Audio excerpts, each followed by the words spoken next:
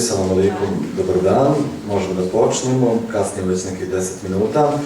Prije nego čujemo par riječi o našem današnjem gostu i domaćinu, o čovjeku od koga ćemo upijeti, nadam se, znanje tokom ova 2 sata i od koga ćemo čuti puno novih informacija, je naš sugrađanin, uvaženi dr. Senad Ganić.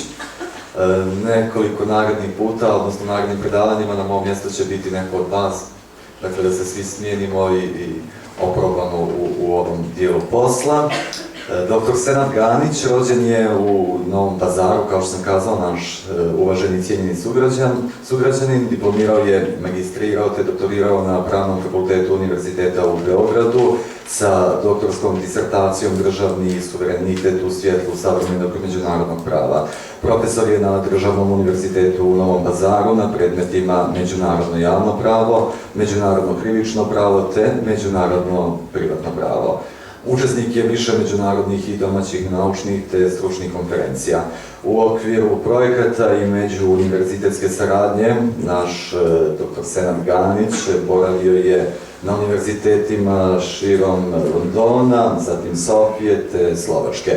Objavio je više naučnih i stručnih radova u domaćim i međunarodnim časopisima. Član je Srbijanskog kao i Međunarodnog udruženja za međunarodno pravo. Dakle, puno toga što bi rekli našem današnjem gostu domaćinu. Nešto više o sebi reći će nam i on sam i početi sa današnjim predavanjem. Izvolite. Potreban mikrofon. Ja se čujem bez mikrofona. Ne. Vamo slabije, mislim. Ja sam ovdje nisam okolo za sliku. Če da smanjimo? Dobro, meni je zaista zadovoljstvo da se čujem. Zadovoljstvo sam danas ovde. Ja moram da vam kažem, nisam nikakva zvezda, ali ne prihvatam ove pozive kada je reč o ovim javnim predavanjima, panelima i tako dalje. Zbog toga što se često dešava da se održi neko javno predavanje i da nikakav ishod tog predavanja apsolutno nema, nego je jedini cilj da se uzmu pare sa projekta i da se preko prisutnih profesora opravdaju ta sredstva koja su dobijena. Međutim, prvo, Svetionik kao nevladina organizacija zbog svojih karitativnih aktivnosti je specifična u ovom gradu. Ja zaista, ne znam usporedivu organizaciju barem sa aktivnostima koje oni rade. Ljudi sa kojima se susrećemo, Emir Zaličković je potpuno otkrovenje, to je jedan od najprijatnijih ljudi koji sam imao prilike da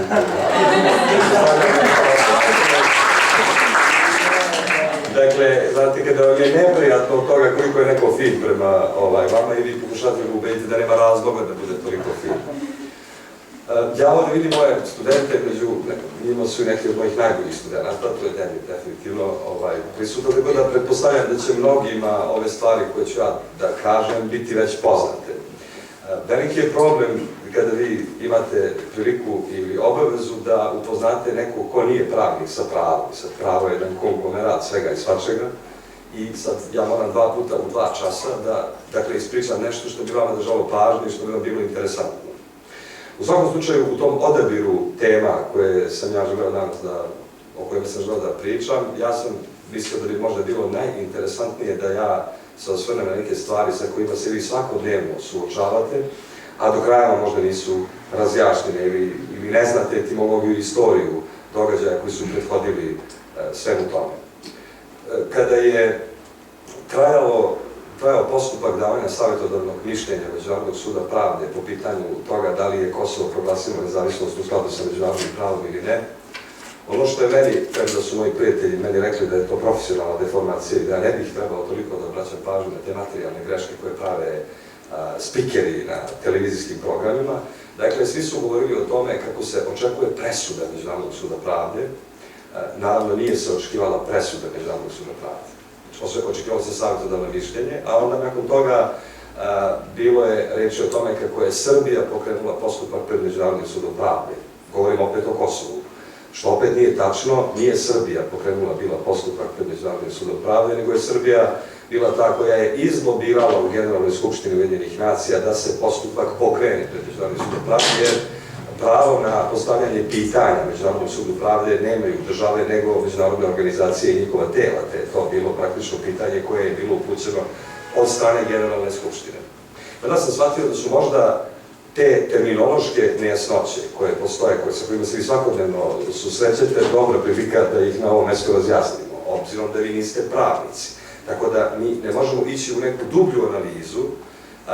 Ja imam problem i kada držim predavanje na pravnom fakultetu, možda je neko i čitao neke moje intervjue, osvrćem se na užasno stanje u srednjim školama, gde su profesori praktično prinuđeni, oni koji lege artis, dakle obavljaju savesno svoj posao, su prinuđeni da spuste nivo komunikacije u smislu da izbjegavanje nekakvih terminoloških začkoljica koje su studentima nepoznate.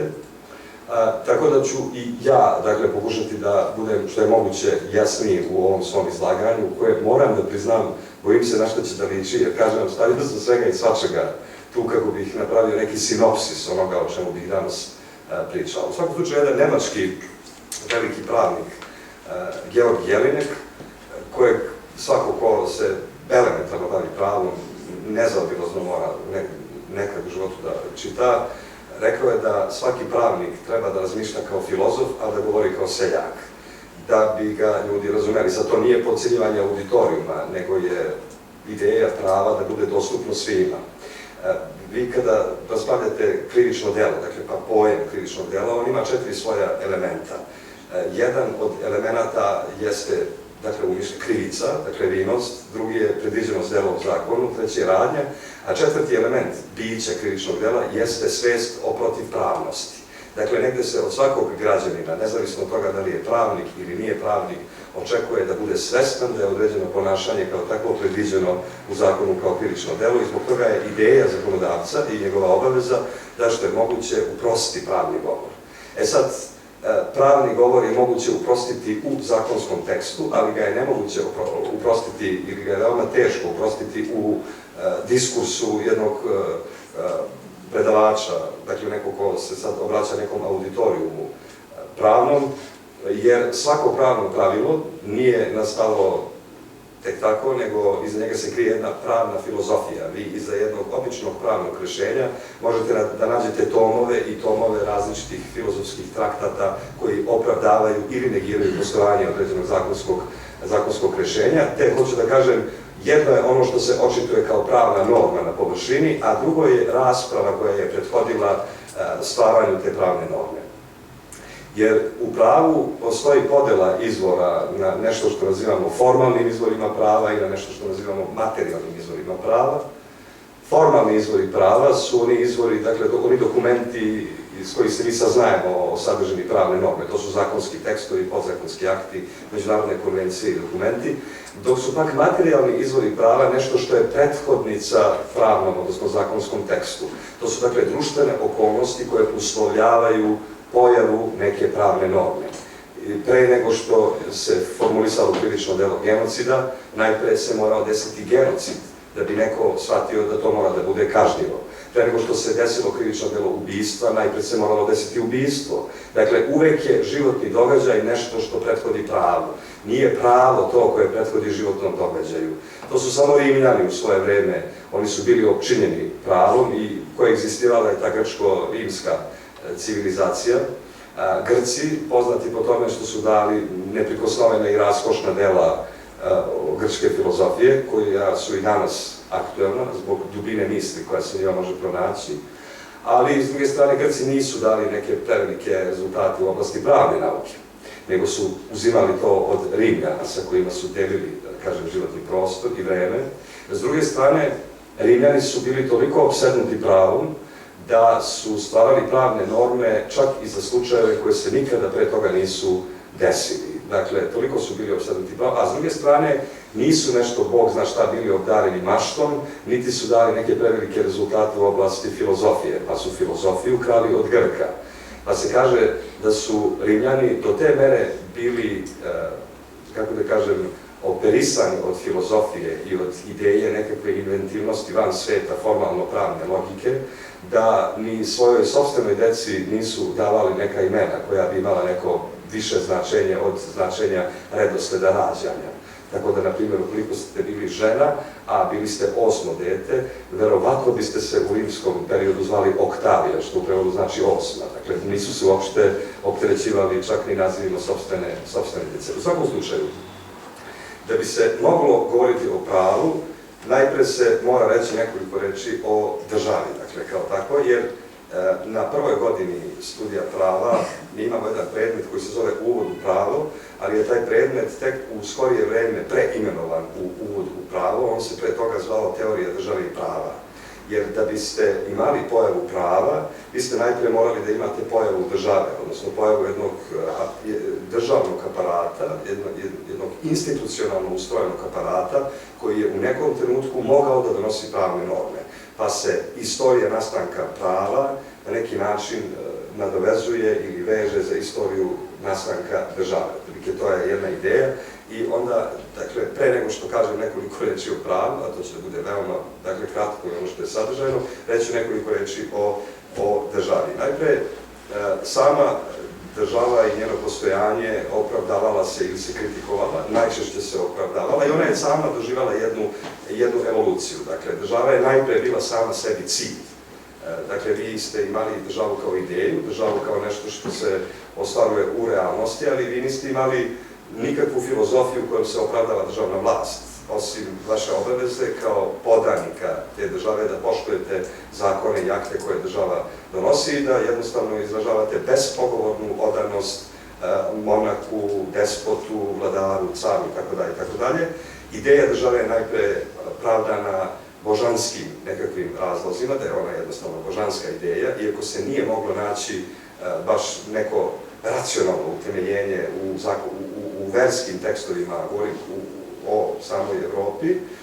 Zatim se država pokušala objasniti kao jedno klasno društvo i u tom objašnjenju države kao klasnog društva prednjačio je filozof Karl Marx, čije ime, kada ga spomenem, verovatno vas asocira na komunistički period koji je bio za nama, a ja ću vam reći da je Karl Marx zapravo jedan potpuno zloupotrebljeni filozof, čija je filozofija, dakle, deinstrumentalizovana, odnosno instrumentalizovana na najbolji mogući način od strane totalitarnog komunizma. On je u svom čuvenom delu, dakle, dao određeno objašnjenje države i ja kada dajem studentima, vi imate čuveni američki pravnik, Kajvers, on kaže da se pravnici na neki način mogu uporediti sa alhemičarima. Niti su alhemičari uspeli da pronađu zlato u svojim eksperimentima, a niti su pravnici do sada uspeli da daju jednu valjanu definiciju prava kako bi pravna nauka bila zadovoljna. Tako da ja mogu reći da sam ja predstavnik jedne discipline naučne koja još uvek nema definiciju onoga šta je njena nauka i vi se u tom lutanju različitih definicija uvek, kako da kažem, oslonite na neku koja vam je najbliža, najracionalnija. I otprilike to je definicija koju je dao Karl Marx kada je rekao da je pravo instrument za zaštitu volje vladajuće elite, a da je država organizaciona struktura u kojoj se ta volja pomognuta tim pravom na najbolji mogući način može ostvariti. Dakle, u tom smislu je Marx demistifikovao pravo. Također, ono što imam običaj da kažem studentima prve godine pravnih studija, jeste da pravo samo po sebi ne može biti definisano kao nauka. Dakle, pravo samo po sebi nije nauka, ono je jedan društveni fenomen koji nauka ima potrebu da objasni. Dakle, ne postoji pravo kao nauka, ali postoji nauka o pravu koja pokušava da objasni sve fenomene i manifestacije prava kao jedne specifične društvene pojave. U svakom slučaju, interesantna je ta etimologija reči imena država i negde se smatra da ona svoj koren vuče iz čuvenog dela Nikola Machiavellija Vladalac. To je inače jedno kratko delo koje preporučujem da svi vi pročitate, jer, dakle, vi kada čujete ime Nikola Machiavelli i kada čujete ime Vladalac, vama to delo je dosta bombastično i tako dalje. U stvari je to jedan praktikum, jedan šlihtarski praktikum Nikola Machiavellija, tadašnjim italijanskim vladarima, o tome kako treba da vladaju jednom zemljom, a da narod u isto vreme bude zadovoljan. Drugim rečima, kako prevariti narod, kako prevariti susedne države, a da vi celoj toj priči ostanete čisti. I on je na neki način definisao pojam države, pre toga je to bila civitas, dakle koristili su se latinski izrazi i termini, ali je Niccolo Machiavelli jedan od prvih koji je upotrebio termin stato i sad, dakle, to stato vi imate različite modalitete na različitim jezicima, na svim tim jezicima znači instituciju koja nešto drži, dakle koja drži na okupu, bilo da je reč o narodu, bilo da je reč o nekakvim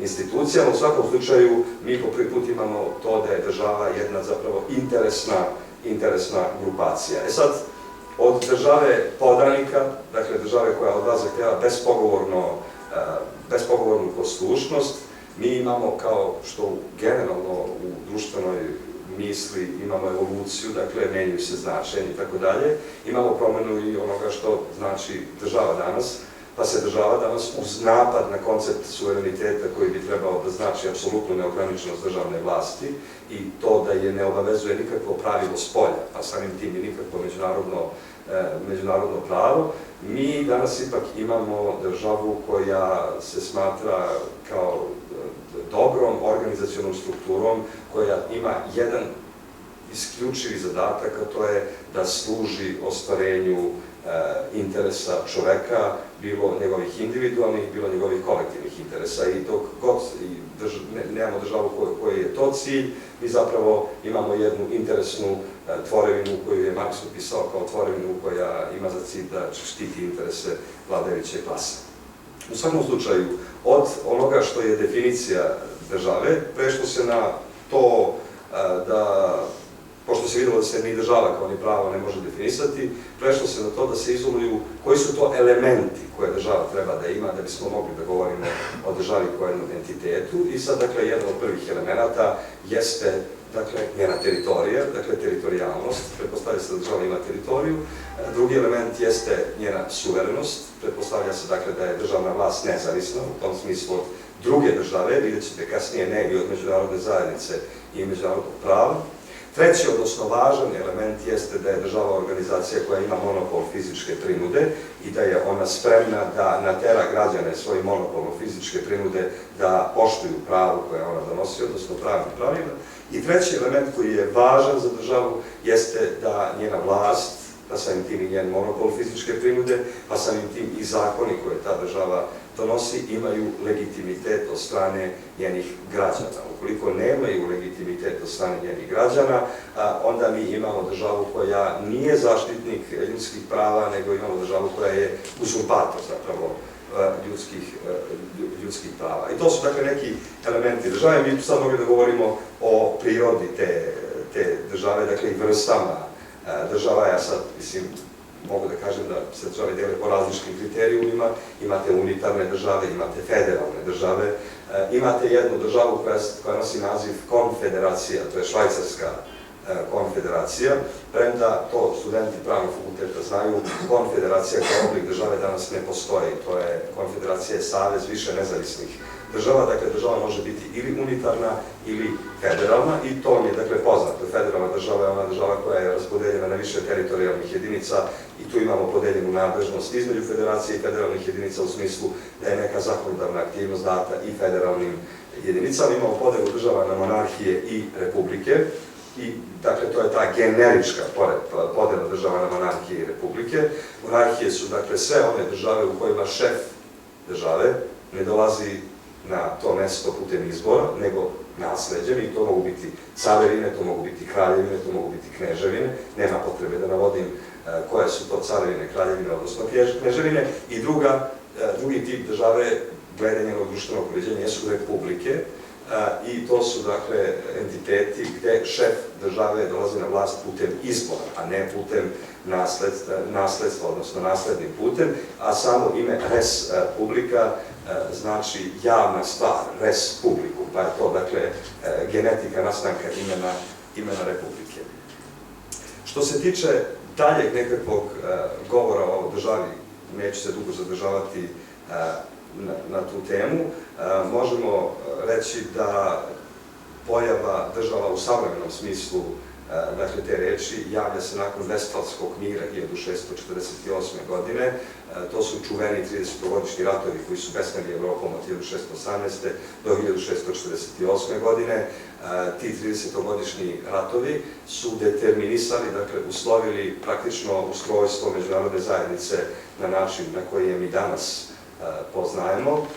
Sam 30-godišnji uzroci 30-godišnjih ratova bili su sukobi između protestanata i katolika. Cijela frka je krenula u Češkoj. Češki protestanti, nezadovoljni time kako ih tretiraju katolici, digli su bune, a već se protestantski pokret raširio širom Evrope. Ja mogu da podsjetim samo na korene te podele koja postoji između protestanata i katolika, koja je veoma važna priča, jer, kažem, determinisala je ustrojstvo savremene države koju mi danas poznajemo. I na kraju taj Vestfalski mir koji je sklopljen 1648. godine značio je i stvaranje pogodnog terena za razvoj jedne potpuno nove pravne discipline, a to je međunarodno pravo. Inače, protestanti kao verska frakcija, oni su proizišli iz katolicizma. Verovatno ste, 100% ste iz istorije čuli za Martina Lutera, ne Martina Luthera Kinga, nego Martina Lutera, koji je 1548. godine protestovao zbog toga što je katolička crkva štampala izvesne oprosnice, pa je ideja bila da ako platite skuplju oprosnicu, to su dakle obični papiri koje su oni štampali, da će vam teži grešci biti oprošteni od strane Boga. Ako platite jeftinu, onda mali neki gresi. I možda mi neko zameri, mene vrlo često postoji jedna pojava, ona je verovatno institucionalno opravdana, ali ja koristim svoj slobodan prostor kao profesor na univerzitetu da slobodno izrazim svoj stav. Nekada me oni vitrovi od 500, 1000 i 1500 dinara podsjećaju na te oprosnice iz 16. veka, nekako uvek se ima otpor prema tome. Mislim da bi trebalo da se nađe neka nivelisana, ujednačena cena. Ovako mi pravimo otvorenu podelu na siromahe i na one koji su bogatiji, ne dozvoljavajući siromašnoj osobi da na bilo koji način, pa čak ni kupovinom, odnosno plaćanjem vitra sebe doživi kao vredniju osobu od onoga što ona to definitivno i jeste. U svakom slučaju, taj Vestfalski mir uslovio je pojavu, odnosno pogodno tle za stvaranje nacionalnih država. Kad kažem bio je i dobro tle za stvaranje međunarodnog prava, mi imamo nakon 30-godišnjih ratova Evropu koja je rascepkana na nebrojeno mnogo država. Nemačka je bila rascepkana na 73 države koje kasnije pod vodstvom Otto von Bismarcka 1858. bile ujedinjeni u jednu Nemačku, ali to je nešto što je pratilo cijelu Evropu. Od tada imamo definitivno podelu hrišćana zapadne Evrope na protestante i katolike. Protestanti koji su nekoliko spisa biblijskih proglasili apokrifnim, dakle ne veruju u autentičnost njegovog postojanja, pa je protestantska Biblija unekoliko kraća od Biblije koju koriste pravoslavci i katolici. I ta ideja da vi imate Evropu koja je rascepkana na veliki broj malih država, stvorila jednu potpuno novu situaciju koju Evropa pre toga nije poznavala, a to je bila situacija da vi više nemate ni jednu zemlju koja je bila sposobna da bude dominantna u Evropi. I tu se sad razvio jedan potpuno novi koncept međunarodnih odnosa koji se danas izučava na svetskim univerzitetima, na fakultetima političkih nauka, a to je ta takozvana ravnoteža snaga, odnosno jedna situacija da vi u Evropi imate uglavnom ujednačene te velike vodeće zemlje, kroz istoriju Francusku, Nemačku, Rusiju, Veliku Britaniju i tako dalje, ali da kada bi god jedna od tih zemalja pretila da postane predominantna na tom evropskom tlu, mi bismo imali drugu evropsku zemlju koja bi se uključila u sukob kako bi se ponovo uspostavila ravnoteža i zbog toga se u Evropi otprilike istorija odvijala tako da smo mi na svakih 20, odnosno 30 godina imali ratove, a sve u cilju ponovnog uspostavljanja te ravnoteže snaga. Kako bi se predupredili, odnosno zabranili, odnosno isključili ratovi u komunikaciji između evropskih sila, shvatilo se da bi možda bilo bolje da se sa pozicije ravnoteže snaga pređe na jedan koncept takozvane kolektivne bezbednosti koji je inaugurisan, odnosno koji je uspostavljen u okviru sistema Ujedinjenih nacija, pa je na mikroplanu u Evropi, dakle, također uspostavljen taj sistem kolektivne bezbednosti u vidu postojanja Evropske unije koja dakle, ili će ići u pravcu federalizma ili će doći do disolucije, to je do nestanka tog tog entiteta. Ono što kazuje trenutna realnost jeste da Evropa, odnosno oni koji vode Evropu, imaju želju da od Evrope naprave jedinstvenu državu. To govori i pojava praktično ministra inostranih poslova Evropske unije, što je prvi put dakle, da Evropska unija ima nakon Lisabonskog sporazuma koji je potpisan, mislim, 2012. godine, ako pogrešim godinu neko iz auditorijuma slobodno ispravi, ne pamtim baš najbolje godine, ali pokazuje se još jedna tendencija dakle, koja postoji u Evropi, a to je da Evropa od entiteta, odnosno organizacije koja je bila paradigma, to je primer demokratičnosti, mi imamo Evropu koja sve više izbegava glas naroda, tako da je praktično i taj Lisabonski sporazum koji je potpisan bio na neki način alternativa Evropskom ustavu koji je doživao fijasko i to u zemljama gde se očekivalo da će da porođe bez ikakvih problema. Pa je Francuska kao jedna motorna lokomotiva Evropske unije, barem u ideološkom smislu, ne i u ekonomskom to je Nemačka, ali je tradicionalno Francuska bila zemlja koja je imala najviše podrške kada je reč o Evropskoj uniji. Dakle, tu se najpre organizovao referendum, jer se očekivalo da će referendum da prođe bez ikakvih problema i tu pada referendum, dakle narod nije hteo taj Evropski ustav, zatim je referendum, ja mislim, nije prošao ni u Belgiji, nije prošao ni u Danskoj i kada je i u Irskoj doživeo fijasko, onda se shvatilo da narod izgleda da ne želi više jedinstvo unutar Evropske unije, pa su oni potpisali taj Lisabonski sporazum koji je praktično po odredbama koje sadrži, a koji po pravnim pravilima komunitarnog prava nije podložan referendumu u državama članicama Evropske unije, koji je zapravo izbegavanje volje naroda i nametanje nečega što ispada da Evropljani uopšte ne žele da imaju u svojim redovima. U svakom slučaju, te male države koje nastaju nakon Vestfalskog mira, pre toga smo imali imperije koje su bile anacionalne, imali ste Habsburšku imperiju, imali ste pretendente na Sveto rimsko carstvo. Dakle, svaka moćnija država Evrope, ona je praktično želela da nastavi tradiciju rimskog carstva i za sebe su tvrdili da su predstavnici Svetog rimskog carstva. Španski kralj je dugo vremena nosio titulu cara Rima, nemački kralj je nosio titulu cara Rima, Habsburzi su nosili titulu cara Rima. U svakom slučaju, te imperije nestaju, stvaraju se male države, te male države bivaju dobra osnova za nastanak nečega što se naziva nacionalnom državom i to je Evropa koju mi danas imamo. To je praktično Evropa nacionalnih država, s tim što, i to je važno napomenuti, a pitanje nacije sam hteo da ostavim za neku drugu priliku, to nije res judicata, što bi mi pravnici rekli, dakle nije pitanje koje je trajno rešeno, jer vi i pitanje nacije imate kao pitanje koje se potpuno različito doživljava u različitim delovima Evrope. Kod nas na Balkanu je uspostavljen jedan potpuno autentični koncept nacije koji se vezuje pre svega za pripadnost određenoj religiji, te prema tome, iako znamo da su južni Sloveni u susretu sa Ilirima stvorili jedan potpuno novi etnicitet na Balkanskom poluostrvu, vremenom, usled različitih istorijskih okolnosti u kojima su živeli južni Sloveni, pomešani sa Ilirima, mi smo praktično prihvatili koncept da su svi oni koji su katolici na ovoj teritoriji, a pričaju isti jezik kao mi Hrvati, svi oni koji su pravoslavci, a pričaju isti jezik, dakle jezik koji razumemo Srbi, svi oni koji su muslimani, a pričaju isti jezik, su Bošnjaci. Dakle, mi imamo taj koncept nacije. S druge strane, vi imate neke druge zemlje, kao što je Švajcarska, gde vi imate 3, odnosno 4 potpuno različite nacije, ali to je to kada bih ja rekao Švajcarcu, on bi se našao uvredno, bi rekao da nije on različita nacija, da je on švajcarska nacija, ali kažem,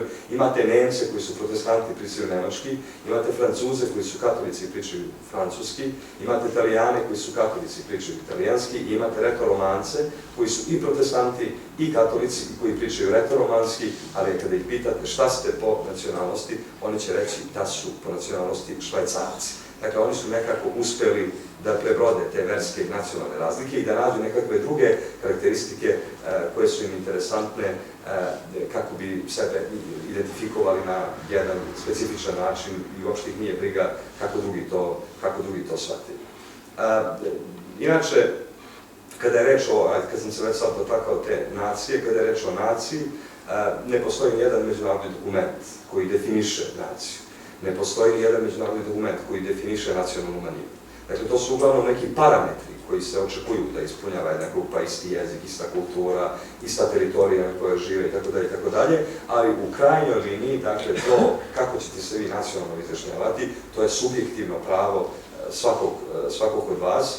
I ja sam to pričao, možda da mi vi znate sa predavanja, kada je bio prvi popis stanovništva nakon raspada, odnosno uoči raspada Jugoslavije, to je bilo 1991. godine, tada su krenuli ti nacionalistički pokreti, ništa sporno. Dakle, mi danas imamo nacije na Balkanu koje su jasno profilisane. Sporno je to što je nacionalni razlog nekad ispred racionalnog razloga, dakle, što nam to postaje glavna odrednica i glavna vododelnica, ne bi trebala da bude, jer bismo trebali da tražimo ono što nam je karakteristično, jer sami sebi komplikujemo život i ne rešavamo trajno nijedno pitanje, ali se u Tuzli, to se dobro sećam, bio pojavio jedan pokret protiv nacionalnog izjašnjavanja. Dakle, nisu želeli da upadnu u tu nacionalističku kolotečinu i taj pokret je od svojih članova zahtevao da se na popisu stanovništva izjasne kao indijanci. Sad ne znam tačno koje pleme je bilo u pitanju i prema zvaničnim statistikama popisa u Tuzli 1991. godine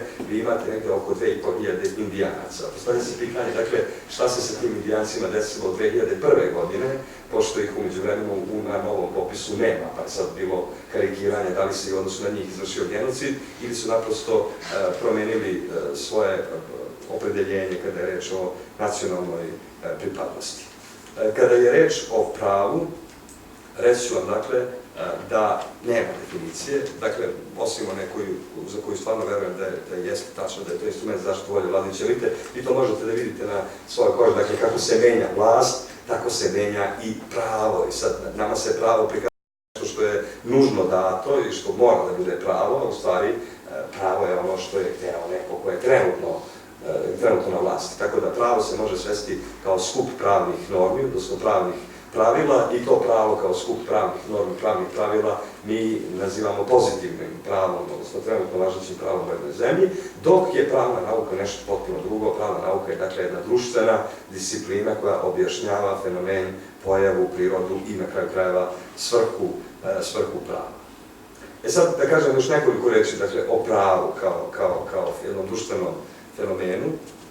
Vi imate situaciju da jedan čuveni logičar, on je inače i matematičar, pravo često se naziva društvenom matematikom zbog nužnog prisustva logike prilikom analize pravnih pravila, jer vi kada ste pravnik u praksi, vi se suočavate sa nebrojeno mnogo zakonskih akata i ono što razlikuje pravnika od nepravnika nije to koliko neko dobro poznaje pravna pravila nekog zakona, nego to koliko se neko može snaći u konkurenciji više zakona koji pretenduju da reše jedno tisto pravilo i sad tu postoje jedan tisti pravni problem i sad tu postoje različita pravna pravila, lex superior derogat legi priori, da jači zakon derogira odredbe slabijeg, lex specialis derogat legi generali, da uži zakon derogira odredbe šireg zakona, lex posterior derogat legi priori, da kasniji zakon derogira odredbe ranijih zakona. To su pravila na latinskom koja je, ni moji studenti imaju problem to da uče, tako da neću ja mnogo latinskog da koristim na današnjim predavanjima, ali mi je interesantno kako biste shvatili šta je pravo kao intelektualci. Ja, kako sam razumela, dakle, vi ste uglavnom studenti nekih drugih fakulteta koji želite da dobijete neke informacije o pravu, možda se pravo na najbolji mogući način može shvatiti u sudskom postupku, jer to je kulminacija, dakle, onoga čemu bi pravo trebalo da se služi. Sad, ovo će vam verovatno pomoći da shvatite ideju prava. U svakom slučaju, Haim Perelman deli sve naučne discipline na analitičke i dijalektičke. Analitičke su one nauke, to kaže Haim Perelman, gde vi imate uvek jednu istinu. Dakle, ne postoje dve istine. Te analitičke nauke, to su precizne nauke, kao što je matematika, fizika, sve te prirodne nauke, hemije i tako dalje. S druge strane, on kaže, imate društvene nauke, pri čemu on to uopšte ni ne naziva naukom, nego on to naziva analitičkim i dijalektičkim rasuđivanjima. I, dakle, za razliku od ovih egzaktnih koje naziva analitičkim rasuđivanjima, ove društvene koje naziva dijalektičkim rasuđivanjima, a dijalektika znači nešto što je promenjivo, dakle što nije stalno i stabilno, on tu svrstava i pravo. I on kaže, za razliku od analitičkih rasuđivanja, kojima je istina jedini cilj, kod dijalektičkih rasuđivanja istina nije cilj. Pa kaže, tako ni pravu nije cilj istina, nego je jedan od ciljeva prava ubediti auditorijum u istinitost onoga što govorite. I sad, ukoliko ste uspeli da ubedite auditorijum, to što vi kažete je istina. Ukoliko niste uspeli da ubedite auditorijum, to nije istina. I sad, dakle, ona vodi sudski postupak kao postupak koji zapravo to dokazuje. Ono što je karakteristika sudskih postupaka jeste da su oni dvostepeni. Nužno su dvostepeni. I sad pazite šta se dešava u pravu. Mislim, govorimo koliko je on dijalektička nauka. Koliko istina, moj motiv kao sudiji može da bude istina, ali to, moje uverenje da je nešto istina, ne znači da to jeste istina. I sad vi imate prvostepenu presudu koja kaže kriv je i osuđuje se na kaznu zatvora od 10 godina. Imate pravo žalbe u roku od 15 dana višem, dakle, sud, višoj sudskoj instanciji. Presuda još uvijek nije pravosnažna dok ne prođe tu drugu, višu instancu. I onda imate višu instancu koja kaže nije kriv, zahtevamo da se ponovi prvostepeni postupak, ili kaže nije kriv, oslobađamo ga od optužbe. Dakle, on može ili vratiti prvostepenom sudu, ili sam, kao jači i viši sud, preinačiti odluku prvostepenog suda. I sad vi vidite, šta je istina tu? Da li je istina ono što je rekao drugostepeni sud, ili je istina ono što je rekao prvostepeni, jer ono što je rekao prvostepeni i ono što je rekao drugostepeni se potpuno razlikuju. To znači te potpuno različite stvari. I sad dolazimo do toga kako je to moguće. Vi imate jedan sistem pravila koji uređuje sudski postupak, njegovo trajanje, proces, to su ono procesni zakoni. Ako je reč o krivičnom postupku, to su krivično-procesni zakoni. Ako je reč o građanskom postupku, to su građansko-procesni zakoni i oni uređuju tok samog postupka, oni uređuju šta ima pravo svedok, šta ima pravo optuženi, kakve su prava na strani sudije, koji se svedoci mogu pozvati, koji se dokazi mogu koristiti pred sudom i tako dalje. Mislim, postoje dokazi koji se ne mogu koristiti pred sudom.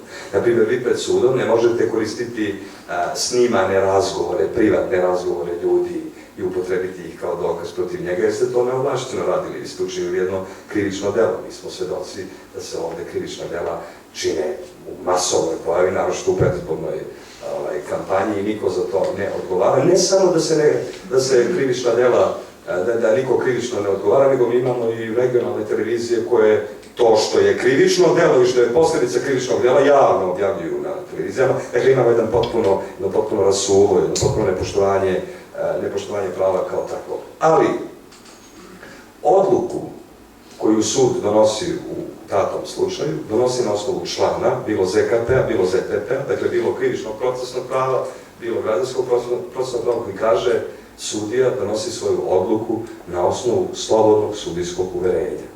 Dakle, vi imate zakonsku odredbu koja vam kaže da će se odluka sudije na kraju doneti na osnovu onoga šta je njegovo uverenje, u konkretnom slučaju da li je neko kriv ili nije kriv. Ste pratili neke filmove u kojima ste mogli da gledate američka suđenja i vidite, vi imate porotu, vi imate sudiju čija je uloga samo da vodi postupak, da bude moderator u tom sudskom postupku.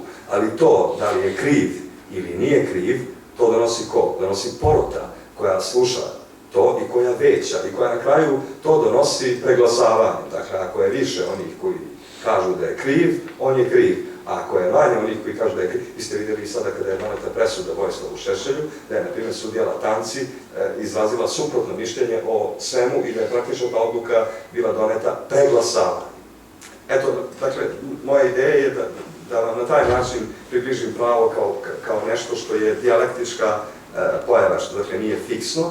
U svakom slučaju pravo je jedna vrlo intelektualna materija za neko ko se bavi njome, zahteva od stručnjaka, dakle od pravog stručnjaka, izuzetnu načitanost, Ono, na primjer, što ja nisam znao, a boravio sam neko vreme u Americi, ali mi je to rekao Patrick McGrath, koji je gost na državnom univerzitetu, ja ne znam sad neki je program razmjene u pitanju, je tu lektor za predavač na engleskom jeziku i, dakle, pošto sam čuo da u Americi studije prava traju minimum 8 godina, ja sam dakle pitao u čemu je fora, dakle zašto studije prava u Sjedinjenim Američkim Državama traju 8 godina, i onda je on meni rekao da biste završili pravni fakultet u Americi, vi najpre morate da budete barem bachelor nekog drugog društvenog fakulteta.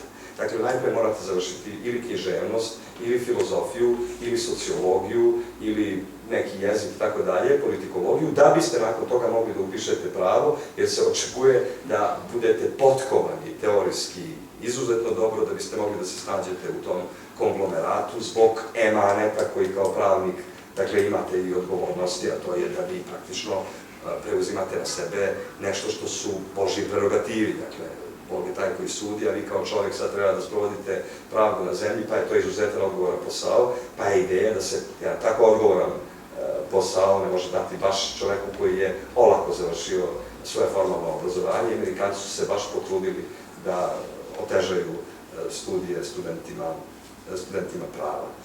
Ono što mi je također važno da kažem u ovom uvodnom, dakle na tom prvom času, jeste da mi danas u svetu imamo nekoliko različitih pravnih škola i to je nešto što pravnici znaju, što oni koji nisu pravnici možda ne znaju. Pored toga što mi danas možemo reći da postoje nešto što se zove šerijatsko pravo, postoje nešto što se zove hinduističko pravo, budističko pravo, judaističko pravo, ipak u pravnoj nauci morala je biti prihvaćena neka generalna podjela na dva varijateta, podjednako važna u svijetu, na te različite pravne škole. Jedna pravna škola, jedan koncept prava je evropsko kontinentalno pravo, drugi koncept prava je anglosaksonsko pravo.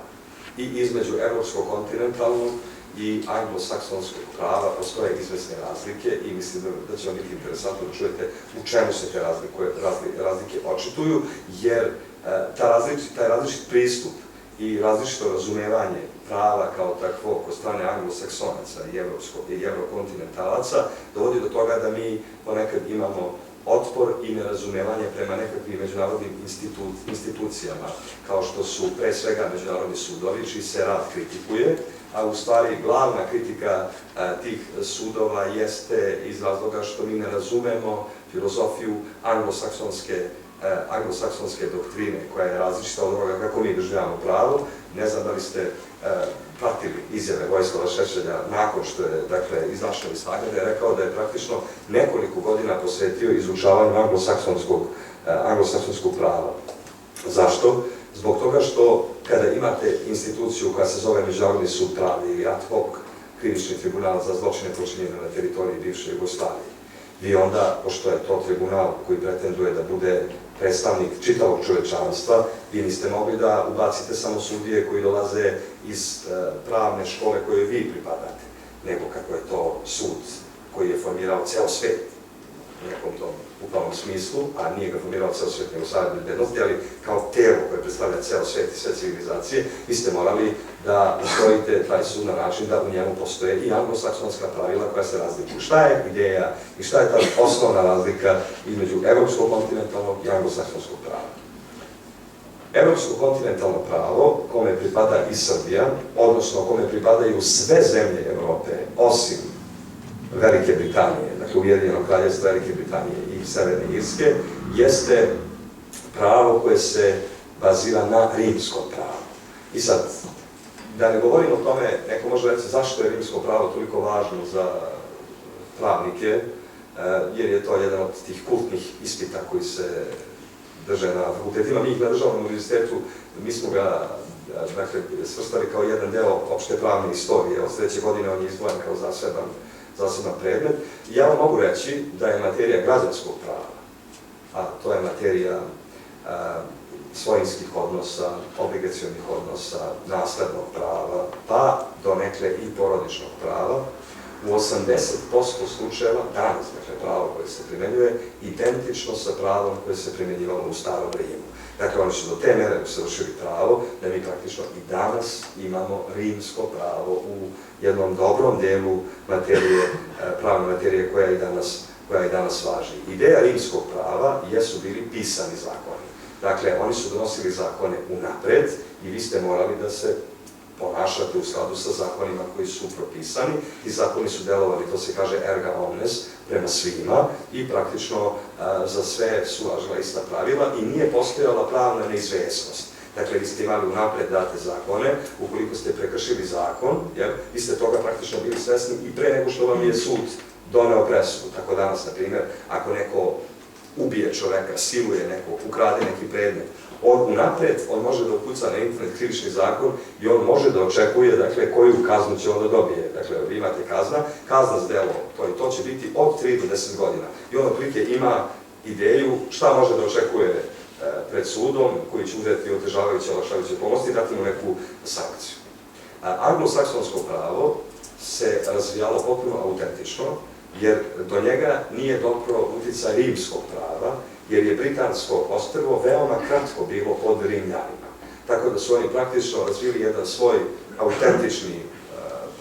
autentičnu pravnu filozofiju, koja pak nije uključivala postojanje zakona. I vi u Sjedinjenim Američkim Državama ili u Britaniji, dakle, vi nemate zakone. Oni danas postoje, sad postoje, dakle, neki zakoni, naprosto zbog celishodnosti i lakoće sa kojom se pravo primenjuje kada postoji zakon. Onda se postavlja pitanje koje to da pravo primenjuju anglosaksonci ako ne postoje zakoni. Dakle, jedno je to što ne postoje zakoni, a drugo je to što postoje pravna pravila. Dakle, Britanija, ona nema ni ustav, dakle, ona nema pisani ustav. Mi pravnici kažemo nema ustav u formalnom, ali ima ustav u materijalnom smislu. Dakle, ona nema ustav kao pisani dokument koji mi imamo, ali ona ima pravila koja imaju ustavnu snagu, koja se moraju poštovati u svakom trenutku. Kako se, dakle, nisu razvijali po uzoru na Rimljane koji su bili opsednuti pravom, lex scripta su oni to nazivali, pisani zakon, kako su oni stvarali pravo? Oni su stvarali pravo na osnovu jednog načela koje se zove načelo ex equo et bono. Dakle, sudiću na osnovu pravde i pravičnosti. Equo et bono znači pravda i pravičnost. Šta to zapravo znači? To znači da vi imate čoveka koji je sudija i ukoliko postoji spor među strankama, imate, dakle, tužioca i tuženog, posao sudije jeste da ispoštuje načelo audiatur et altera pars, dakle, saslušati drugu stranu, dati i jednoj i drugoj strani pravo da kaže, dakle, ono što ima da kaže u tom slučaju i kako će sud doneti odluku. Sud će doneti odluku na osnovu svog stava, na osnovu svog uverenja šta je u konkretnom slučaju ispravno. Zamislite da imate, na primjer, roditelja koji treba da donese odluku između svoje dva sina koja su se nešto posvadila i tako dalje i sad jedan sin mu daje jednu verziju priče, drugi sin mu daje drugu verziju priče i otac donosi odluku na osnovu savesnosti, dakle na osnovu sopstvene percepcije onoga što je pravilno u konkretnom slučaju. To je način na koji funkcionišu američki sudovi. E sad, to pravo se naziva i precedentno pravo. U kom smislu? U tom smislu što jednom doneta presuda u nekom slučaju, ukoliko bude prošla sve sudske instance po žalbama, pošto i oni imaju dvostepenost, to je, rekli smo, priroda prava, dakle neko se može žaliti, ukoliko ta presuda prođe sve žalbe, ona postaje kao pravilo obavezno i za sve buduće slučajeve te vrste. Tako, na primjer, ako se desila krađa, ne znam, nekog aparata u nekoj prodavnici i ako postoji presuda, ukoliko u budućnosti imamo identičan slučaj, dakle imamo slučaj krađe tog istog aparata, ono što je obaveza američkog sudije jeste da proveri da li postoji neka ranija presuda koja je doneta u tom istom predmetu i da ona baš da se može primeniti analogija, dakle identična situacija, šta će uraditi američki sudija, on će primeniti presudu koju je doneo neki sudija pre njega. Ukoliko ne uspe da nađe tu presudu, šta će on uraditi? Pa on će doneti pravilo, dakle presudu na osnovu ex equo et bono, dakle on će stvoriti novo pravilo. I u tom smislu, dakle, postoji velika razlika, za razliku od sudova u evropsko-kontinentalnim zemljama, koje nemaju ovlašćenje da stvaraju pravo, nego kod nas stvara pravo parlament, dakle zakonodavno telo, i imamo tu strogu podjelu na zakonodavnu, izvršnu i sudsku vlast. U Americi je sud institucija koja, pored toga što sudi, ima mogućnost i da stvara pravna pravila, te u tom smislu, dakle, to jako problematično.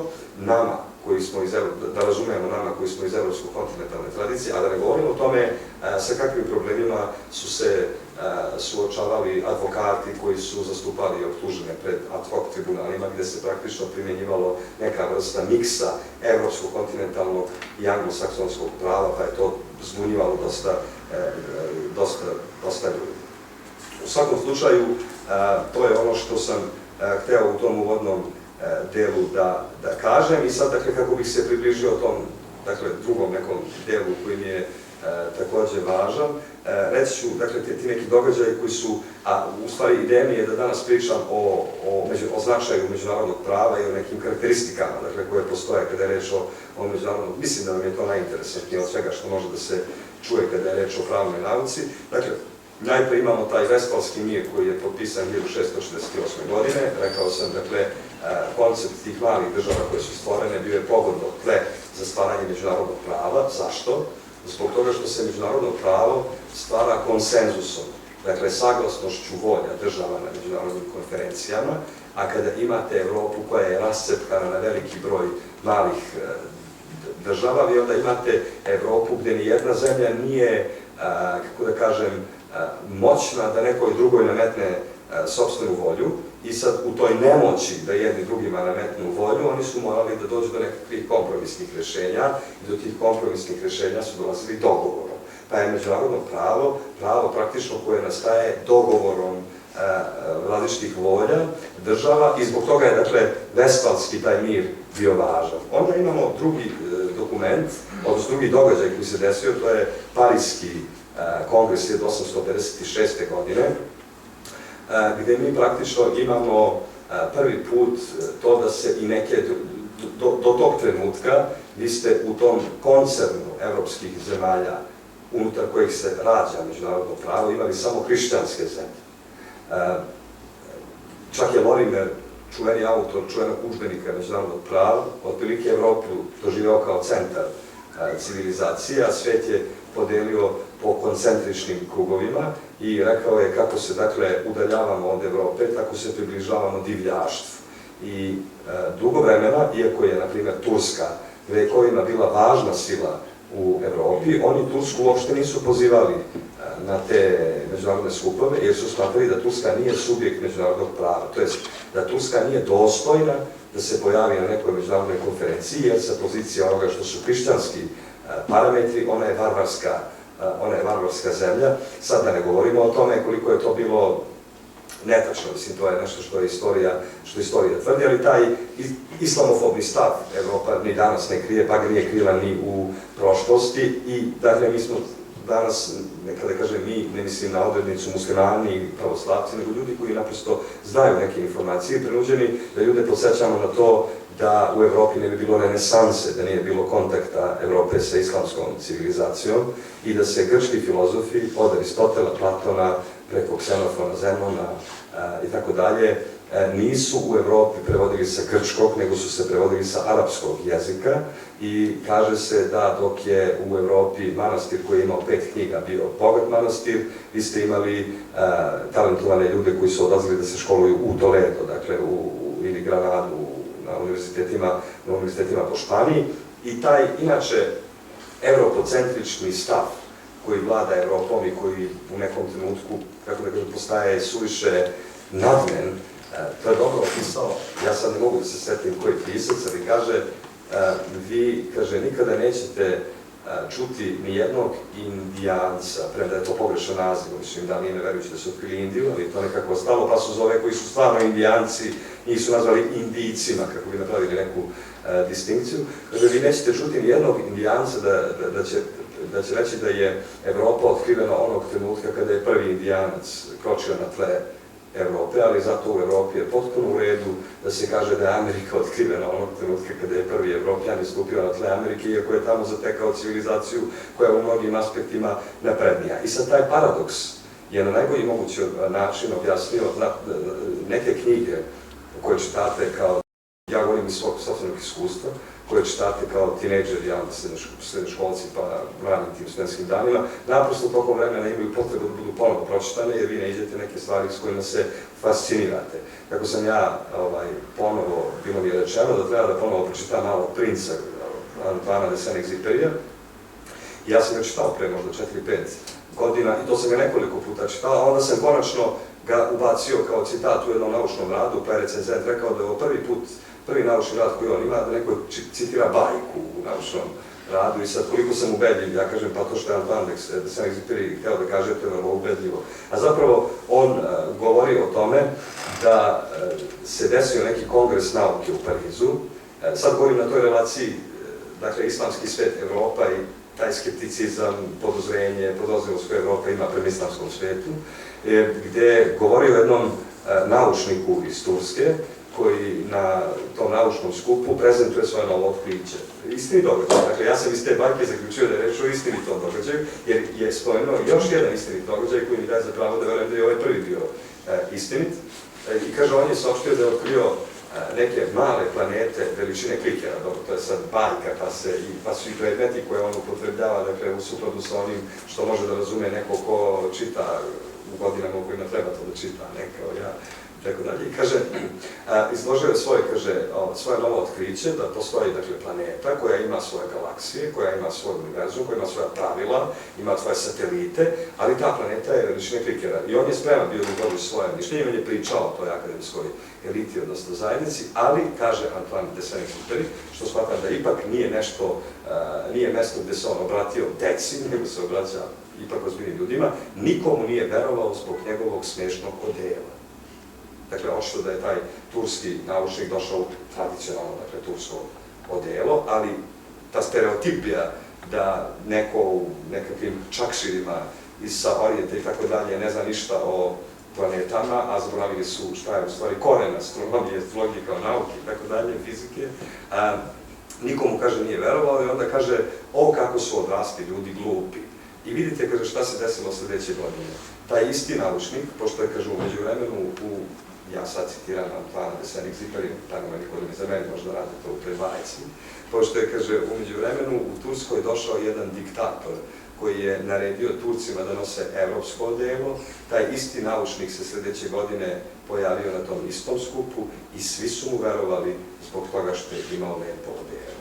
Dakle, govori o tom paradoksu, o tim stereotipijama koje važe u Evropi i generalno, dakle, prvi put praktično Turska bila pozvana na neki naučni skup 1856. godine i od tada, dakle, i ona postaje deo evropske, da tako kažem, zajednice naroda i aktivno učestvuje u stvaranju međunarodnog prava. Drugi bitan događaj je ta 1918. godina, dakle, govorim sad o tom razvoju ljudskih prava, jer ljudska prava počinu da imaju smisao i počinu da se razvijaju tek onog trenutka kada se razvija međunarodno pravo. Ja moram da kažem još nekoliko uvodnih napomena, barem kada je reč o međunarodnom pravu, pošto je to najvažnija specijala. Znate, vi možete da budete naučnik koji se bavi međunarodnim pravom, kritikujući međunarodno pravo, a možete da budete i naučnik koji se bavi međunarodnim pravom, opravdavajući međunarodno pravo i njegovu egzistenciju.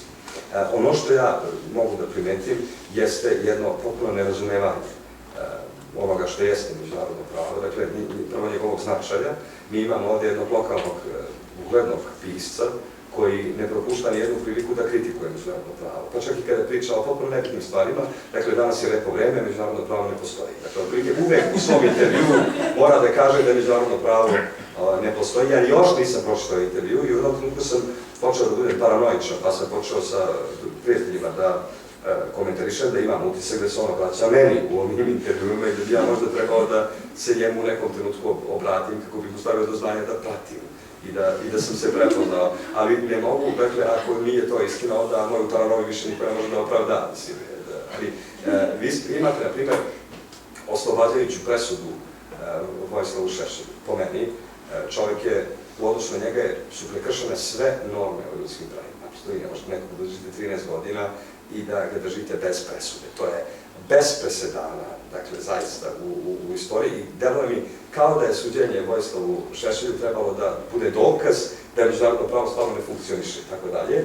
I onda ste imali, vi pratite društvene mreže, dakle zbivanja društvenim mrežama, imali ste to da se praktično ljudi utrkuju da međunarodnu pravdu proglase sprdnjom. Dakle, međunarodna pravda je sprdnja i to ljudi koji vode neke nevladine organizacije, koji potpuno zaboravljaju, oni su svesni da su javne ličnosti samo kad imaju neki panel ili javnu debatu, onog trenutka kada se završi panel, oni postaju neki punkeri, rockeri i tako dalje, koji anarhisti koji napadaju sve. I, dakle, ja moram negde da reagujem na te pojave. Ja kažem, ako je presuda Vojislavu Šešelju dovoljna da se obesmisli međunarodno pravo, i ako se kaže da je presuda, da je samo zbog presude Vojislavu Šešelju međunarodna pravda sprdnja, onda bi sprdnjom nazivati i 15 presuda za genocid koje je doneo taj isti sud.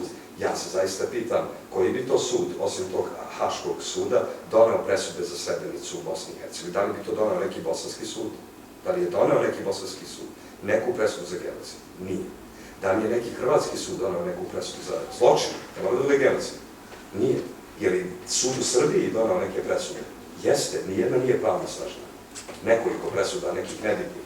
Dakle,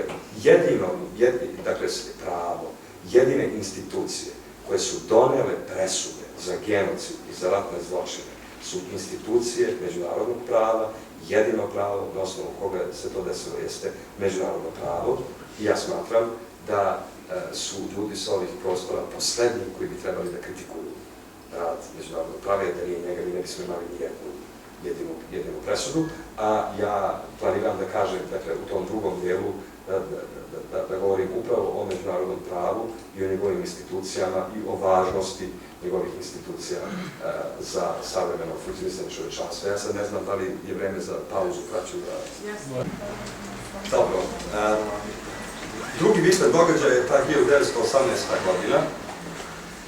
To je, dakle, sad prelazimo na tu oblast koja mi je interesantna i sa kojom se suočava svakodnevno. To su, dakle, terminologija, pojmovi, institucije međunarodnog prava. Nakon Prvog svjetskog rata mi imamo nešto što se prvi put dešava, dakle, u istoriji čovečanstva, to je da se formira jedna svetska, praktična organizacija koja će pokušati da sačuva mir u svetu, jer su užasi Prvog svjetskog rata dovelo do zaključka da država definitivno postaje jedna problematična tvorevina i da zločini koje države čine jedni prema drugim, pa čak i sopstvenom narodu, naprosto zahtevaju odgovor čovečanstva i taj odgovor čovečanstva je prvi put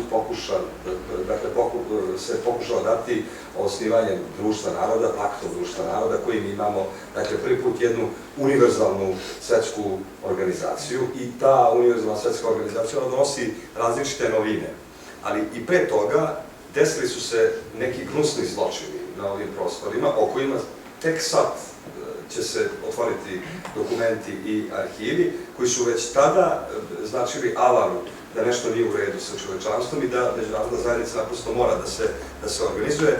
Najpre su krenule te stvaranje različitih istina za pomirenje i tako dalje. Da sad ne ulazim u to, vi ovde možete pročitati, dakle, šta je bila uloga tih komisija, ali evo, na primer, i pre Prvog svjetskog rata mi smo na ovim prostorima imali balkanske ratove koji su se desili i oni su značili definitivan odlazak Otomanske imperije sa ovih prostora. Što se tiče, sad zavisi kako to gleda, neko to gleda kao okupaciju, neko to gleda kao oslobođenje, ali definitivno srpske trupe prilikom ulaska u Novi Pazar, dakle, zabeleženo je da nije bilo nekih zločina i da su se izuzetno korektno ponašale prema domicilnom stanovništvu. Čak sam u jednoj knjizi, mislim da je to Mustafa Imamović, Historija Bošnjaka, koji govori o ulasku srpskih snaga u Novi Pazar 1913 ili 1914.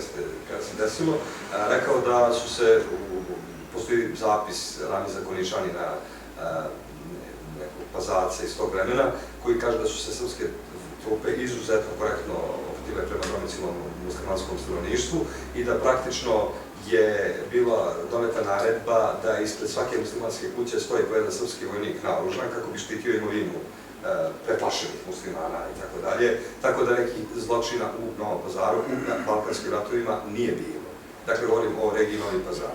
Međutim, zločini koji su se dešavali u samim tim balkanskim ratovima, naročito nad albanskim stanovništvom, bili su toliko brutalni i evo se kaže, nakon brojnih i dakle sad ću koristiti prezentaciju naprosto zbog egzaktnih nekakvih podataka koje ću eventualno navoditi, kaže se da se nakon brojnih i učestalih pisanja evropske i američke štampe o ratnim zločinima na Balkanu, Carnegieva zadužbina za međunarodni mir je 1930. godine ustanovila međunarodnu komisiju koja je sredinom iste godine poslata na Balkan. Ono što je interesantno jeste da su ovu komisiju učinili predstavnici Rusije, Francuske, Velike Britanije, Sjedinjenih Američkih Država, Austrije i Nemačke, kako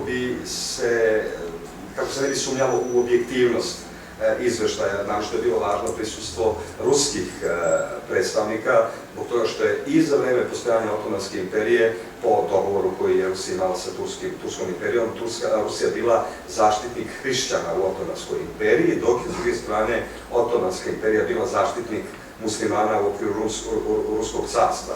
Pa je, dakle, ne bi se smelo sumnjati u objektivnost te komisije. Izveštaj koje je dala komisije su bili frapantni, članovi međunarodne komisije su zaključili da su balkanski ratovi bili inspirisali megalomanskim idejama Velike Grčke, Velike Bugarske i Velike Srbije, tu sam, zaboravio da dodam to. Dakle, svaka zemlja na Balkanu je htjela što veće parče teritorije nakon odlaska Turaka i mi praktično tu imamo podatke koji govore o spaljivanju sela, egzotusu poraženog stanovništva i tako dalje.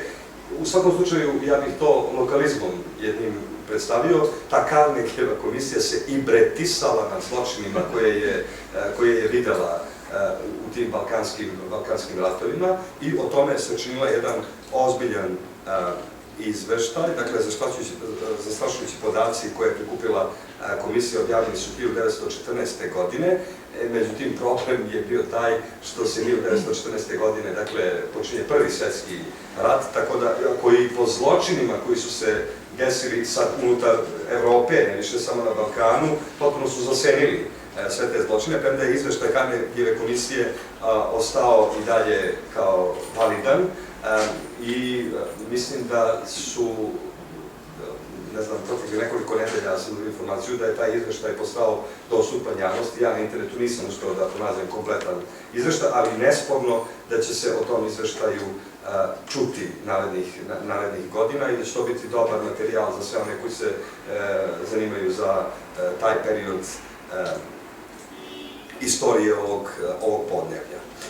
I sad, dakle, i to je bio jedan od katalizatora, dakle, jedan od događaja koji su ubrzali razvoj međunarodnog prava nakon Prvog svjetskog rata, koji je po užasima, dakle, poznate su njegove konsekvence, konačno koliko on bio stravičan na prostoru Srbije, koja stala na strane odbrane svoje teritorije, da sad ne ulazimo u to što su bili uzroci Prvog svjetskog rata, ali Srbija kao zemlja nije ratovala u Austriji, nego se branila od Austrije na svojoj teritoriji, tako da ona bila ispravna, definitivno, strana u tom Prvom svjetskom ratu.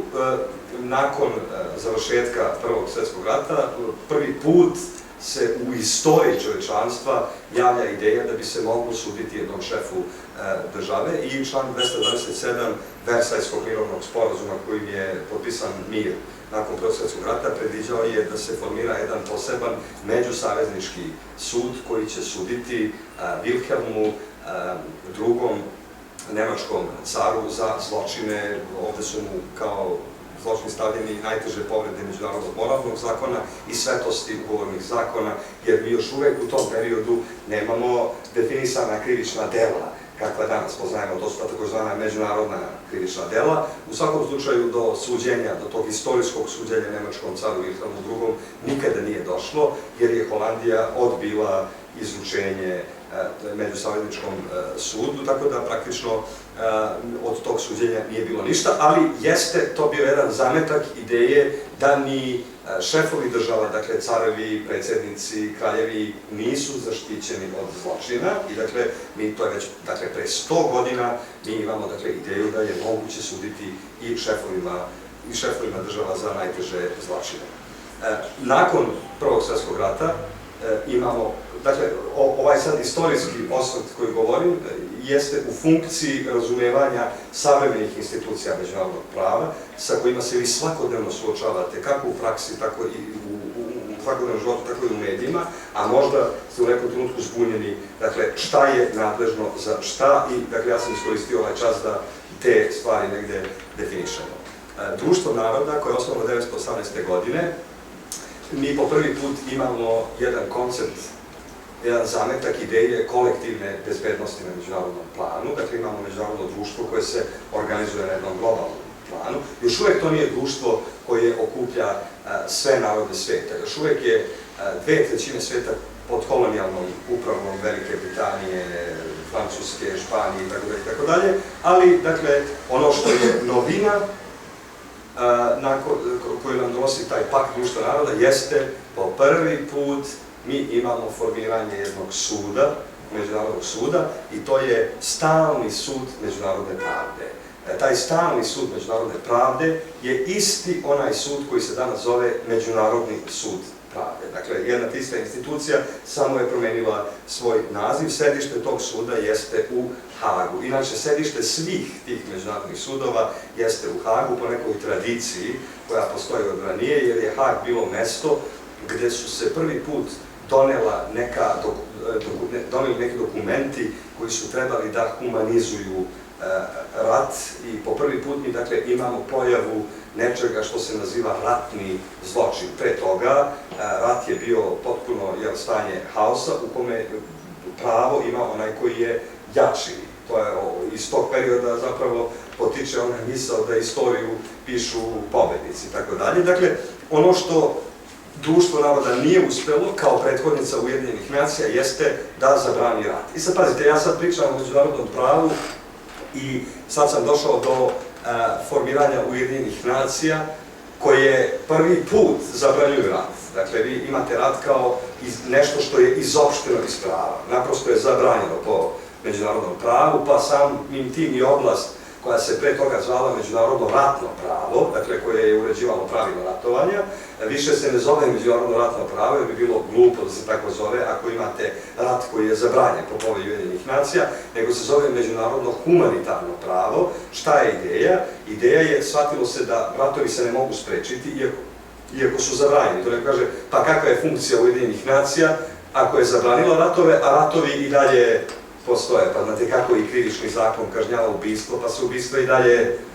dešavaju. A ono što nam je važno jeste da mi imamo jedan reper, da imamo jednu tačku koja će nam pomoći da kažemo šta je to zakonito ponašanje na međunarodnom planu, a šta je to nezakonito ponašanje na međunarodnom planu. U svakom slučaju ta nesposobnost međunarodnih institucija da spreče rat i da spreče zločine, koja me je na kraju navela Mirza da i taj panel koji bude javni nazovem odgovornost Ujedinjenih nacija za genocide koji su se desili na prelazu iz 20.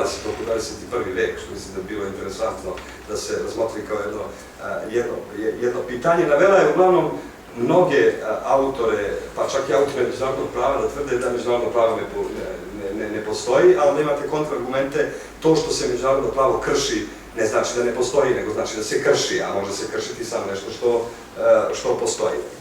U svakom slučaju, rat je stavljen van zakona, sama Povelja Ujedinjenih nacija je proglašena kogentnim dokumentom međunarodnog prava i sad neću da ulazim u tu problematiku, ali u pravu postoje norme koje se zbog težine, zbog snage, dakle, i naprosto bezuslovnog poštovanja koje ona sama nameće nazivaju kogentnim normama međunarodnog prava, jus cogens norme, i to su norme koje praktično sve zemlje moraju da poštuju, nezavisno od toga da li su pristale na određeno pravilo ili ne, što je suprotno logici međunarodnog prava koje kaže da države poštuju samo ona pravila koja su potpisala na nekom međunarodnom dokumentu. Ovde ne, dakle, ono što je rečeno u Povelji Ujedinjenih nacija pretenduje da bude poštovano od strane svih država, nezavisno od toga da li su one članice Ujedinjenih nacija ili nisu članice Ujedinjenih nacija. Danas je broj država koje nisu članice Ujedinjenih nacija praktično minoran i on je sveden samo na one zemlje koje nisu u stanju da ispunjavaju obaveze koje Ujedinjene nacije pred njima nameću. Naprimjer, da biste bili član Ujedinjenih nacija, vi morate da potpišete i dokument kojim stavljate na, dakle, stavljate u službi Ujedinjenih nacija vaše oružane snage u slučaju da, ne znam, treba neke vojno da se deluje po svetu, pa je to, na primjer, jedan od razloga zbog kojih Švajcarska ne može da bude članica Ujedinjenih nacija, jer ona proglasila trajnu neutralnost, ono što nema vojsku, dakle, unutar svojih redova, te je to jedan od razloga zbog kojih ona ne može da ispuni to što se pred nju traži da bi ona bila članica. Stalni sud međunarodne pravde, koji je osnovan za vreme Pakta društva naroda, njegovo postojanje biva potvrđeno i statut Stalnog suda međunarodne pravde jeste identičan statutu Međunarodnog suda pravde koji danas postoji i sam Međunarodni sud pravde je jedan od 6 glavnih organa Ujedinjenih nacija.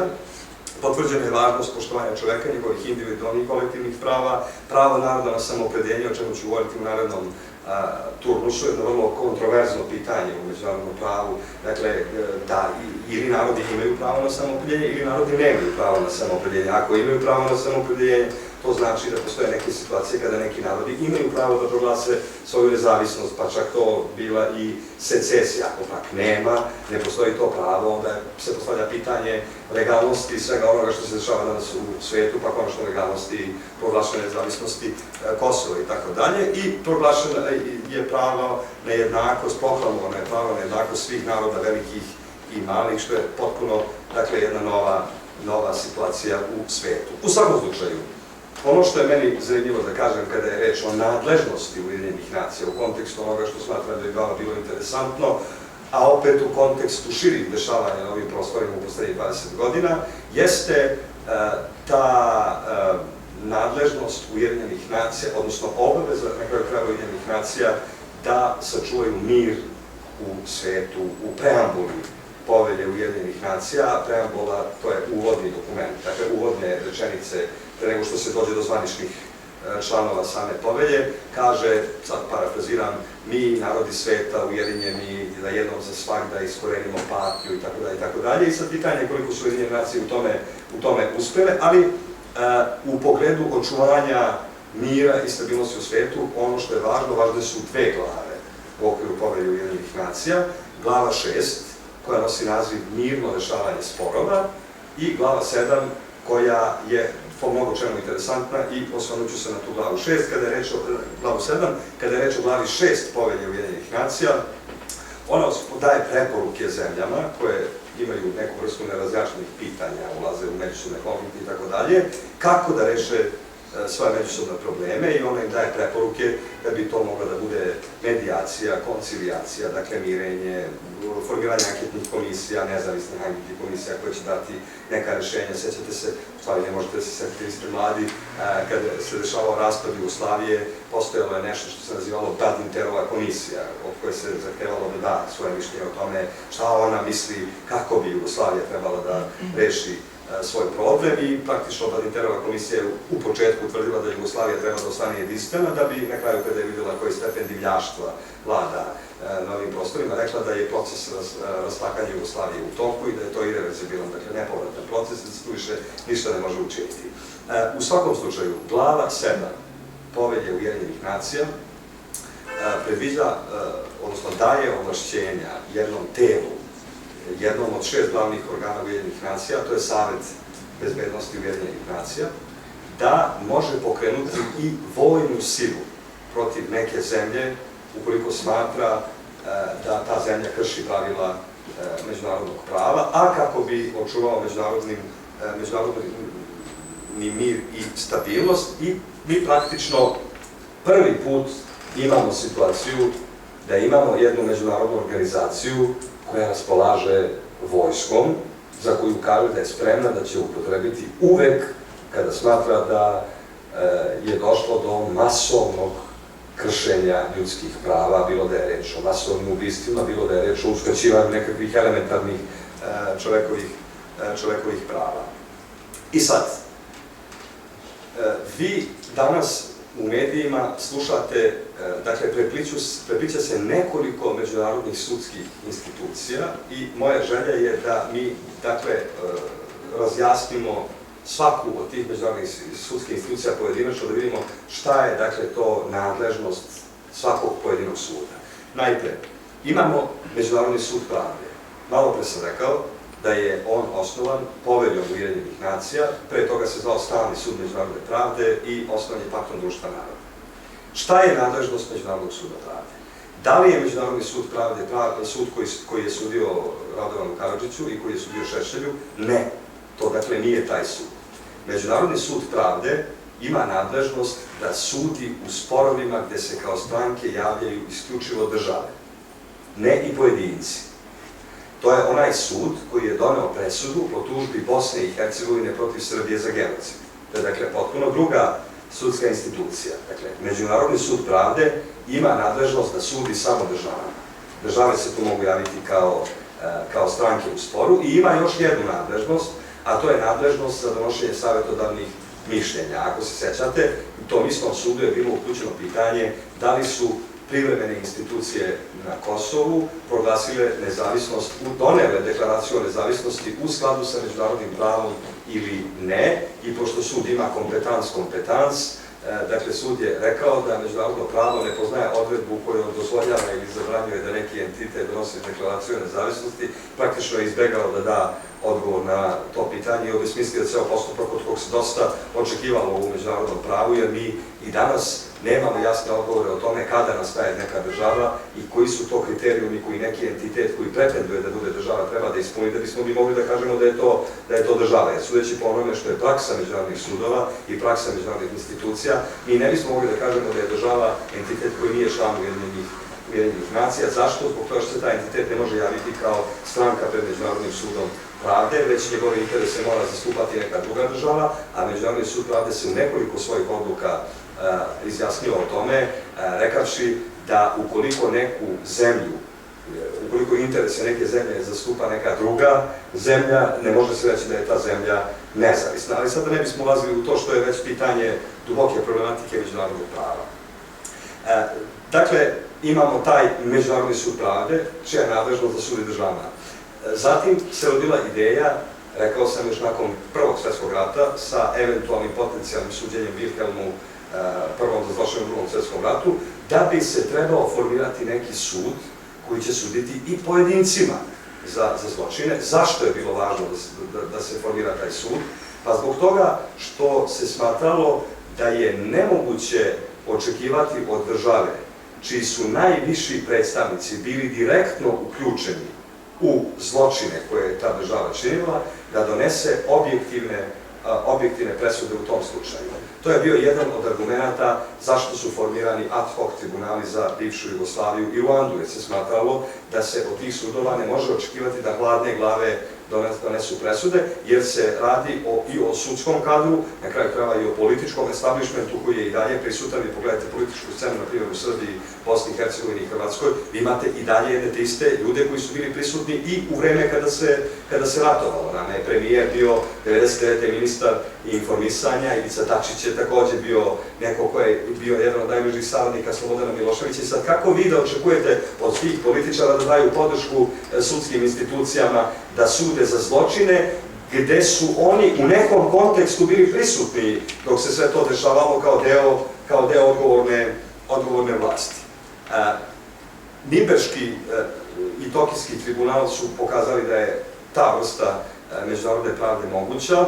Nirnberški sud, ja sad nemam precizne podatke o tome, ali mislim da je sudio 22 nemačkih visokih zvaničnika i da je epilog tog suđenja bilo 14 ili 12 smrtnih presuda, nekoliko doživotnih robija, nekoliko robija dugih zatvorskih kazni i nekoliko lica je oslobođeno od optužbi. Neki zatvornici nisu dočekali izvršenje kazne, jer su izvršili samoubistvo u samom zatvoru, ali je definitivno principi koje je ustanovio Nirnberški sud pokazali su da je moguće da postoje međunarodne institucije koje mogu suditi pojedincima, i na bazi iskustava iz Nirnberga i Tokija došlo se na ideju da bi trebalo formirati sud koji će suditi za zločine koji su se desili u ratovima na prostoru bivše Jugoslavije i u ratovima, odnosno u genocidu koji se dešavao u Ruandi, i Savet bezbednosti Ujedinjenih nacija je formirao Dakle, Haški tribunal i formirao je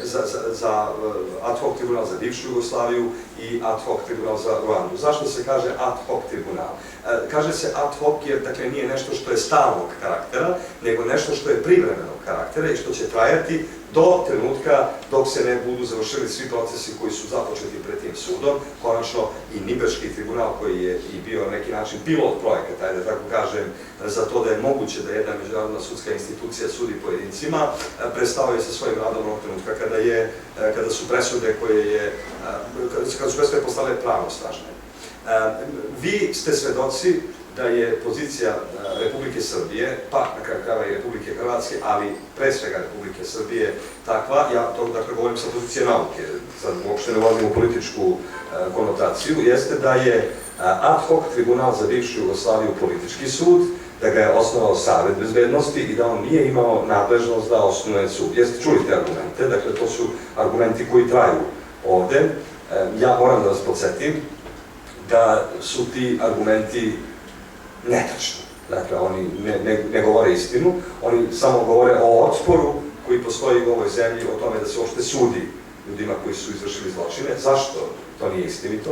Prvo, Srbija je potpisnica Povelje Ujedinjenih nacija. Dakle, mi smo članica kao zemlja Ujedinjenih nacija, a u glavi 7 su definisane ingerencije i u glavi 6 i u glavi 7, ali naročito je važno ono što je rečeno u glavi 7, ingerencije Saveta bezbednosti. Savet bezbednosti je organ Ujedinjenih nacija i mi smo potpisivanjem Povelje Ujedinjenih nacija potpisali i nadležnost, dakle da prihvatamo nadležnost Saveta bezbednosti.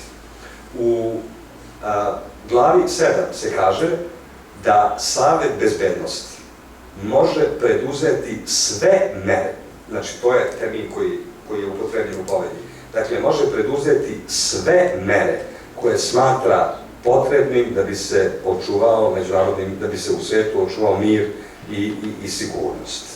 Sad pazite, ako Savet bezbednosti ima ovlašćenja da pokrene vojnu silu protiv neke države ili protiv onih koji čine zločine, onda tim pre, a to je taj takozvani argumentum a fortiori, on ima pravo i mogućnost da formira sud koji će suditi, jer u pravu postoji pravilo ko može više, može i manje. Ako neko ima pravo da upotrebi silu, ako neko ima pravo da ubije zločinca, onda taj neko tim pre ima pravo i da mu sudi, pa je formiranje ovog suda potpuno u skladu sa nadležnostima koje su date Savetu bezbednosti u okviru glave 7 Povelje Ujedinjenih nacija i to je taj drugi sud. Dakle, najpre smo imali Međunarodni sud pravde, sad imamo ovaj ad hoc tribunal koga formira Savet bezbednosti i pošto se smatra da nije dovoljno da čovečanstvo danas ima samo ad hoc tribunale, nego da je dobro i da imamo neki stalni Međunarodni krivični sud koji neće prestati sa radom, kao što će prestati sa radom ovaj u Hagu i ovaj za zločine u Ruandi, došlo se na ideju da bi bilo dobro da postoji i stalni Međunarodni krivični sud i zemlje su se dogovorile o formiranju tog stalnog Međunarodnog krivičnog suda. Sedište, inače, svih ovih sudova je u Hagu i to je ono što može da zbuni, dakle, neko ko nije upućen u materiju međunarodnog prava. Statut tog stalnog Međunarodnog krivičnog suda stupio je na snagu 2001. godine, do sada ga je potpisao veliki broj zemalja, ali neke važne zemlje nisu potpisale taj statut. Interesantna je pozicija Sjedinjenih Američkih Država, koja je svoj potpis statutu uslovila time da građani Sjedinjenih Američkih Država ne podležu nadležnosti tog suda, što je zaista jedan nonsens koji se javlja, jedno arogantno ponašanje koje, dakle, Sjedinjene Američke Države pokazuju. Inače, ono što je nedostatak ovog stalnog Međunarodnog krivičnog suda jeste to što zemlje moraju da prihvate njegovu nadležnost kako bi on imao pravo da sudi njenim državljanima, što, na primjer, nije slučaj sa Haškim tribunalom, jer je Haški tribunal osnivao Savet bezbednosti, a kada Savet bezbednosti nešto osnuje, on naprosto zahteva, to moraju da poštuju svi, dakle, nezavisno od toga da li su dali svoju saglasnost ili ne, pa je rad tog Haškog, odnosno ovog stalnog Međunarodnog krivičnog tribunala još uvek problematičan iz prostog razloga jer imamo opstrukciju trenutno najmoćnije zemlje sveta koja izbegava potpisivanje tog statuta jer očekuje da bi pod nadležnost tog suda potpao veliki broj građana Sjedinjenih Američkih Država zbog dokaza o zločinima koji su vršeni na svim teritorijama na kojima se Amerikanci vojno deluju. Naprosto, rat ne može biti bez zločina. Sad, ja ću govoriti o nadležnosti, ja ću pokušati da ubrzam, dakle, ovo, pošto vidim da sam već prešao time, ali možemo nešto ostaviti za naredni čas. Ali, dakle, šta je nadležnost od stalnog međunarodnog krivičnog tribunala, kome on sudi, i moram vam reći da je ta nadležnost stalnog međunarodnog krivičnog tribunala identična sa nadležnošću koju ima i Haški tribunal. On je nadležan za sudi za 4 krivična dela: krivično delo genocida, krivično delo zločina protiv čovečnosti, krivično delo ratnog zločina, pri čemu ratni zločin podrazumeva na desetine različitih krivičnih dela koji se definišu kao ratni zločin, i krivično delo agresije. To su, dakle, 4 dela za koja sudi i Haški, ovaj ad hoc tribunal, gde je, dakle, predviđena nadležnost tog stalnog međunarodnog krivičnog suda. I ja ću sad da kažem nekoliko, dakle, zanimljivih stvari o tome šta je to zločin protiv čovečnosti, kao prvi zločin koji se, dakle, javlja kao definisan zločin u međunarodnom pravu. Dakle, radi se o zločinu u kom imamo naročito gnusna kršenja zabrana koje predstavljaju teško vređanje ljudskog dostojanstva, ponižavanje jednog ili više ljudskih bića. Ono što je važno da se zna kada je reč o zločinu protiv čovečnosti, da to nije nikakav izolovani zločin. Kaže se, nije reč o izolovanom ili sporadičnim događajima, već se radi o zločinu koji je deo politike neke vlade, ili je reč o sistematski rasprostranjenoj praksi. Zabranjena su i kažnjiva nezavisno od toga da li su izvršena u vreme rata ili u vreme mira. Dakle, krivično delo zločina protiv čovečnosti može se izvršiti i u vreme mira. I sad, ti nemački oficiri kojima se sudilo u Nürnberškom postupku, njima se nije sudilo samo za zločine koje su činili u toku trajanja Drugog svjetskog rata, nego se mnogima sudilo i za zločine koje su činjeni nad Jevrejima u periodu od 33. do 39. godine, jer je u jednom trenutku, pre nego što je bombardovana Poljska, praktično u Nemačkoj bilo potpuno u redu da vi ubijete Jevreje ili da upadnete, da ga opljačkate i tako dalje. Niko za to nije odgovarao. Sad šta je zločin protiv čovečnosti? Zločin protiv čovečnosti je zločin koji čini pojedinac ili grupa, ali ajde da kažemo pojedinac, pošto mi imamo načelo individualne krivične odgovornosti. Vi ne možete da sudite grupi, nego sudite uvek pojedincu, odnosno svakog pojedinačno vi dokazujete postojanje krivice, i to bi sad, dakle, bila situacija, vi znate da je, ne znam, Hitler imao negativan odnos prema Romima, na primjer. I sad zamislite da mi imamo Hitlera koji vlada ovde, a znamo da i ovde postoji mnogo ljudi koji imaju negativan odnos prema Romima, i sad, dakle, vi prođete ulicom i isprebijate nekog Roma ili ga ubijete i tako dalje, i ne odgovarate nikom za to, a znate da je to inače deo politike jedne države i znate da za to nećete biti kažnjeni. Dakle, da bi moglo da bude reči o zločinu protiv čovečnosti, neophodno je da je to deo jedne široke, rasprostranjene prakse koja se dešava protiv nekog, i ono što je važno jeste da taj zločin može biti izvršen kako u ratu, tako i u miru. Ja ću vam reći da je to vrlo često i zločin koji država čini prema sopstvenim građanima. Vi ste verovatno čuli da je 71. godine, ja mislim, u Kambodži na vlast došli crveni Khmeri na čelu sa Polom Potom. Dakle, ne znam da li da zna taj podatak. Dakle, 70. godine u Kambodži na vlast dolazi jedna grupa pučista, da ih tako nazovem, iz vojnih struktura, premda je to bila grupa ljudi koji su svi školovani se bili na Sorboni i najveći broj njih je završio medicinu. Dakle, to je još jedan dokaz koliko prisustvo medicinara u Turciji može da bude štetno, na primer. Ono što je zanimljivo jeste da je čovek došao na vlast,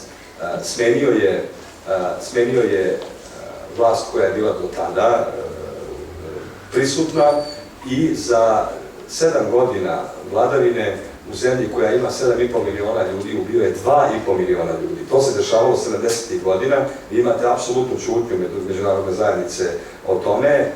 Definitivno se radilo o osobi koja nije bila normalna. Ukinuo je gradove u Kambodži, ostavio je samo Phnom Penh kao glavni grad, sve druge gradove sravnio sa zemljom, poljoprivredu je proglasio jednom jedinom delatnošću i imao je veliku fobiju od intelektualaca. Dakle, njih je satirao. I sad biće možda ovo smiješno, u memoarima Pola Pota se govori i o jednom podatku da je on je bio dete iz neke duboke provincije zamislite Kambodža, pa sad zamislite provincija u Kambodži i kaže da kada je prvi put došao u neki grad da se osjećao kao majmun koji je sišao sa nekog drveta, što govori o jednoj duboko isfrustriranoj osobi. E sad, kako je došao iz te duboke provincije, tako su i njegovi svetonazori i načini na koje on doživljavao pametne ljude bili specifični, pa je ubijao sve ljude koji su nosili naočare. I verujte mi, u tim memoarima je ubijao i ćelave ljude, pošto je što govori da ja verovatno ne bih dobro prošao da sam uživao vreme Pola Pota u Kambodži. Proglasio je godinu nultu i vreme je počelo da se računa od njegovog dolaska na vlast. Mislim, vi možete da vidite elemente Pola Pota i kod nekih savremenih političara, znači, ali ne bismo sad o tome. Dakle, zabranjene su nezavisno od toga da li su počinjene za vreme rata ili mira. Osnovna karakteristika zločina je da sam događaj mora biti deo odgovornog krvaca. Ja moram sada preskačem ove slajdove, pošto vidim da sam debelo prekoračio tu priču. U svakom slučaju, interesantno mi je, dakle, ovde priča sam zločin protiv čovečnosti, neću da gledam slajd jer on je samo dekoncentriše, dakle, zametak zločina protiv čovečnosti, ideja o definisanju tog zločina, javila se 1915. godine. Vi znate da se Turska danas optužuje za genocid nad Jermenima, koji se desio 1915. godine i predlog da se Turska kazni za to došao je od strane to je dakle rusko-francuska inicijativa, premda je ono što su Rusi zahtevali su da se taj zločin definiše kao zločin protiv hrišćanskog stanovništva, dok je francuski predstavnik Deklante smatrao da to nije u redu i da to mora biti zločin protiv čovečnosti, jer ukoliko to definišu kao zločin protiv hrišćanskog stanovništva, to je moglo da izazove otpor muslimana koji su živeli na teritoriji Francuske. Podsjetit ću vas da Francuska u tom trenutku drži 45 zemalja pod kolonijalnom upravom, od kojih je 27 su zemlje u kojima dominantno stanovništvo čine muslimani, a već su oni počinili tako masovne zločine nad tim muslimanima, da im je prosto bilo neprijatno da se sad definiše zločin protiv hrišćana, pa su oni taj zločin nazvali zločin protiv čovečnosti i on je kao takav definisan. Od tada traje pritisak na Tursku da prizna te zločine, s tim što je taj pritisak umeđu vremenu modifikovan u tom smislu što se sad od Turske traži da prizna genocid. Sad ja moram da opet kažem stav nauke po tom pitanju. Čak se ni nemačkim oficirima u Nürnbergu nije sudilo za genocid. Zašto? Pa zbog toga što mi u tom trenutku još uvek nemamo genocid kao definisano krivično delo. Genocid kao definisano krivično delo mi imamo tek od 1948. godine, kada se usvaja Konvencija o sprečavanju i kažnjavanju zločina genocida, koja stupa na snagu 1951. godine, a u krivičnom pravu, to pravnici koji su ovde prisutni u auditorijumu znaju, važi striktno načelo nullum crimen nulla pena sine lege. To jest, niko ne može odgovarati za delo koje u momentu kada je učinjeno kao takvo nije bilo predviđeno u zakonu. Prema tome, od Turske se zahteva da prizna nešto što u tom trenutku još uvek ne postoji kao krivično delo i priznanje toga bi bilo praktično kršenje osnovnog principa krivičnog prava koje glasi nullum crimen sine lege. Dakle, nema dela ukoliko kao takvo nije bilo predviđeno u zakonu, uprkos tome što je reč o brutalnom kršenju. Koliko razumijem, pozicija Turske je potpuno nesporna. Turska nema nikakav problem da prizna da se radi o zločinu protiv čovečnosti, ali ima problem da prizna nešto kao genocid. Genocid kao delo nije postojalo. Uprkos tome mi imamo neke evropske zemlje koje u parlamentu donose rezoluciju o genocidu nad Jermenima i to je uradio, ono što ja sa sigurnošću znam, parlament Švedske i uradili su još neki parlamenti u Evropi. Gde je tu paradoks? Tu je paradoks u tome što sad vi imate parlamente zemalja koje preuzimaju ulogu sudova. Pa valjda je samo sud taj koji treba da utvrdi postojanje nekog krivičnog dela. Valjda nije to parlament. I sad to su paradoksi koji prate međunarodnu javnost na koje niko ne reaguje, ali eto, dakle, bilo mi je važno da i to kažem, barem kada je reč o tom zločinu protiv čovečnosti. Postavlja se pitanje koji su to objektivni elementi zločina, dakle to su pre svega ubistva, istrebljenja, porobljavanje, deportacija, prisilno premještanje stanovništva, zatvaranje ili neki drugi oblik lišavanja fizičke slobode, kršenjem osnovnih prava, mučenje, seksualno nasilje, progon, prisilno nestajanje lica i tako dalje i ostali nečovečni akti i to otprilike neki sinopsis zločina protiv čovečnosti. Ono što mi je važno da znate, to su dakle objektivni elementi zločina. Mi bismo mogli da govorimo i o subjektivnom elementu zločina. On podrazumeva da bih ja sad vama pričao o oblicima vinosti, direktni uništaj, eventualni uništaj, svesni nehat, nesvesni nehat. Mislim da je to nešto što vas u ovom trenutku može samo da optereti, pa ću taj deo da preskočim, ali ono što je važno da kažem jeste to da praktično sve što su radnje krivičnog dela zločina protiv čovečnosti, te identične radnje su i krivično delo ratnog zločina. Jedina razlika je što se jedne radnje vrše u miru, dok se ove druge radnje vrše u ratu. Dakle, jedne te iste radnje, ukoliko su izvršene u miru, bit će krivično delo zločina protiv čovečnosti, a ukoliko su izvršene u ratu, bit će krivično delo ratnih zločina. Tako da praktično sve što sam vam rekao za zločin protiv čovečnosti, mutatis mutandis, mi kažemo, dakle, doslovno važi i za ratne zločine, sa tom razlikom što treba da znate da se ratni zločini vrše u miru, zločini protiv čovečnosti vrše u miru, dok se ratni zločini vrše za vreme rata. Jel mogu da ispričam još u krivičnom delu genocida? Dakle, to mi je naprosto, ne mogu sad da... Krivično delo genocida definisano je, i to ću vrlo kratko, Konvencijom o sprečavanju i kažnjavanju zločina genocida. 1948. stupila na snagu 1951. godine. Šta je krivično delo genocida? Definicija koju daje konvencija kaže ko, dakle, u nameri da potpuno ili delimično istrebi jednu etničku, rasnu, versku ili nacionalnu grupu, dakle, bit će odgovoran za krivično delo genocida. Dakle, mi imamo 4 zaštitna objekta, to su etnička, verska, nacionalna i rasna grupa. Dolus, dakle, ono što je važno za genocid, jeste da ono uključuje nameru. Dakle, vi morate dokazati nameru nekog da je ubio nekog sa namerom da potpuno istrebi članove njegove grupe. I sad se postavlja pitanje koliko to ljudi treba da bude ubijeno da bismo mogli da govorimo o postojanju krivičnog dela genocida. Da li se može ubiti jedna osoba, ako je namera potpuno ili delimično, dakle ja ubijem jednu osobu sa namerom da istrebim jednu grupu, kaže se da zbog jezičkog tumačenja, zbog jezičke formulacije koja je definiciju tog krivičnog dela, neophodno je da to bude množina, barem dvoje. Dakle, morate ubiti barem dvoje pripadnika etničkih, mislim, ne morate ubiti nikog, govorim, dakle, o tom, dakle, da biste mogli da govorite o krivičnom delu genocida. Zaštićene su te 4 kategorije i sad u pravu postoji rasprava o tome da li su te 4 kategorije koje su navedene kod krivičnog dela genocida dovoljne ili je možda trebalo proširiti pojam genocida pa zaštititi i neke druge kategorije. Pre svega, dakle, govori se o manjkavosti definicije, kaže ona ne uključuje kulturni genocid. Šta znači kulturni genocid?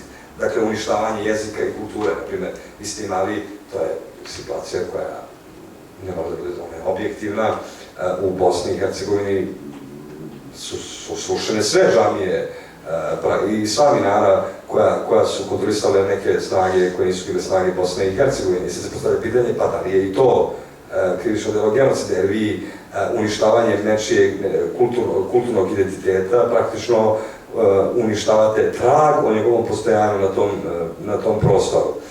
Onda se postavilo pitanje zašto u krivično delo genocida ne uključiti političke grupe. Vidite šta je uradio Pol Pot, na primjer, u Kambodži, a po nekim procenama više je Staljin ubio Sovjeta nakon Drugog svjetskog rata nego što je tih Sovjeta poginulo u Drugom svjetskom ratu, pa se postavlja pitanje da li je Staljin izvršio genocid nad sopstvenim narodom, a prošao je nekažnjen iz prostog razloga što jednostavno to nije grupa koja je definisana u krivičnom delu genocida kao etnička, raska, nacionalna, verska, nego se radi o političkoj grupi. Dakle, traje rasprava o tome da li je krivično delo genocida jednostavno, da li ono obuhvata dovoljan broj grupa. Sad zasad se ostalo na te 4 grupe i pitanje je koliko će se to menjati, jer se ipak smatra da je definicija koju genocid daje dovoljna da pokrije ono što su zahtjevi savremenog čovječanstva. Ono što je važno reći to jeste da su principi i pravila koja su potvrđena u Konvenciji o sprečavanju i kažnjavanju zločina i genocida takva da ona obavezuju sve države sveta, nezavisno od toga da li su potpisnici Konvencije o genocidu ili ne, i da deluju erga omnes. Koji su to objektivni elementi krivičnog dela genocida? Dakle, ubijanje članova grupe, prouzrokovanje teških povreda fizičkog ili mentalnog integriteta članova grupe, namerno podvrgavanje grupe životnim uslovima koje treba da dovedu do njenog potpunog ili delimičnog istrebljenja. Mislim da su ovo stvari koje su vam manje više poznate. Ono što je interesantno jeste, sad ovdje imate definicije, dakle, toga šta je to nacionalna grupa, šta je to etnička grupa, jer sama konvencija ne daje te definicije, pošto krivično pravo pretenduje na to da bude precizno, smatra se da je i to jedna od manjkavosti te konvencije. Ono što mi je interesantno jesu neki genocidi koji su se desili, na primjer, ovo su slike iz Ruande, što se tiče genocida, na primjer, u Srebrenici, poznato nam je sve šta se dešavalo. Ovo je interesantno, na primjer, da 1994. godine mi imamo genocid, dakle, imamo dva zavađena plemena. Dakle, radi se samo o plemenima koja dele ista religijska uverenja, dele isti jezik, imena su im ista. Vi praktično možete da saznate o tome da li je neko član plemena Tutsi ili plemena Hutu samo na osnovu lične karte u kojoj stoji dokaz o njegovom etnicitetu. I ono što je frapantno jeste da je za 3 meseca sukoba koji su se dešavali u Ruandi, ubijeno je 850.000 ljudi, dakle po nekim procenama dnevno je ubijano 12.000 ljudi. Ono što je također frapantno jeste da je 75% plemena Tutsi ubijeno za ta 3 meseca i to je jedan od Mi smo, inače moram da kažem, ne mislim da mi živimo u nekom rasističkom društvu, a ne živimo iz prostog razloga jer nemamo mešanje rasa. Možda bismo bili drugačiji da se ovde mešaju rasi i tako dalje, ali interesantno je koliko smo i mi sami hladnokrvni prema, na primjer, onome što se dešavalo u Ruandi, iako su podaci koje dobijamo frapantni. A onda nas boli kada nekog baš briga o tome šta se dešava na ovim prostorima. Dakle, malo smo tu licemerni, dakle, imamo jedan stravičan genocid koji se dešavao, a nešto nam, to je Afrika, daleko crnci, pa nešto to nije nešto nam je da normalno da se oni to međusobno ubijaju. Dakle, govori o ipak jednoj beloj poziciji, blago rasističkoj, koju imamo i mi, verovatno u svojoj podsvesti. Ja se izvinjavam, mislim, ako vas pozivam, pošto i sebe stavljam u kontekst cele te priče, ali radilo se o jednom stravičnom, dakle, zločinu koji se desio na očigled čitavog čovečanstva i zbog toga su te stvari interesantne da se uvek spomenu, pa čak makar to bila i panel rasprava. Ono što je, dakle, važno kod ovog zločina genocida jeste mora se utvrditi taj dolus specijalis, dakle, specijalna namera da vi nekog ubijate sa željom da uništite potpuno ili delimično pripadnike njegove grupe i kaže se za ovaj zločin da je to klasični zločin depersonalizacije žrtve. Dakle, vi nekog ne ubijate zbog toga što nešto imate neki lični problem sa njim, nego ga ubijate iz jednog jedinog razloga što je pripadnik jedne grupe. Kada je reč o genocidu koji se desio u Bosni i Hercegovini, u Srebrenici, koji, kako da kažem, vi imate jednu situaciju ambivalentnu koja vlada u Republici Srbiji, od priznavanja tog zločina do nepriznavanja zločina. Vi ste imali tužbu Bosne i Hercegovine koja je podneta protiv Srbije za genocid i doneta je presuda Međunarodnog suda pravde. Sećate se, to je onaj sud koji sudi državama.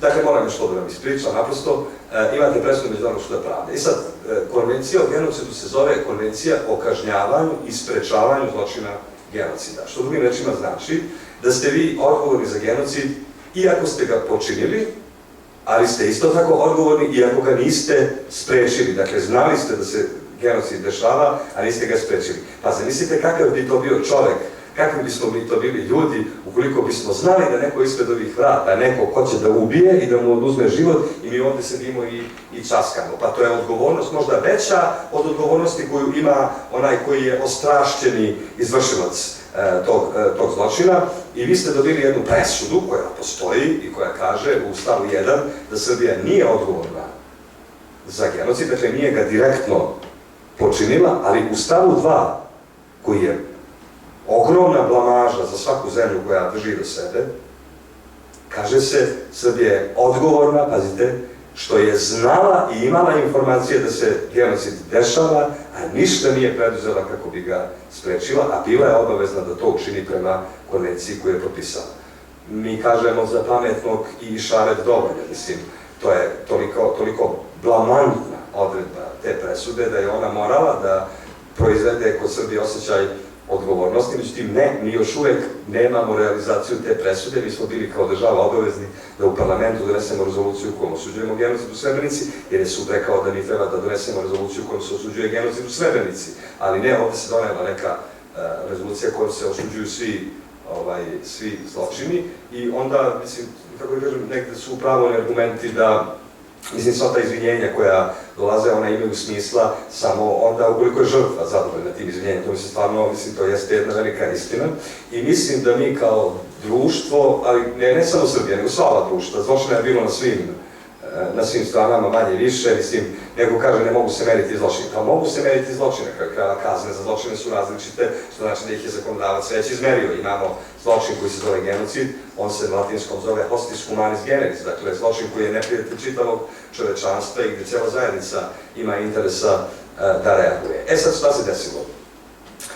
Dešava se to potpuno nerazumijevanje onoga što se dešava u međunarodnom pravu i vi ste imali sad presudu protiv...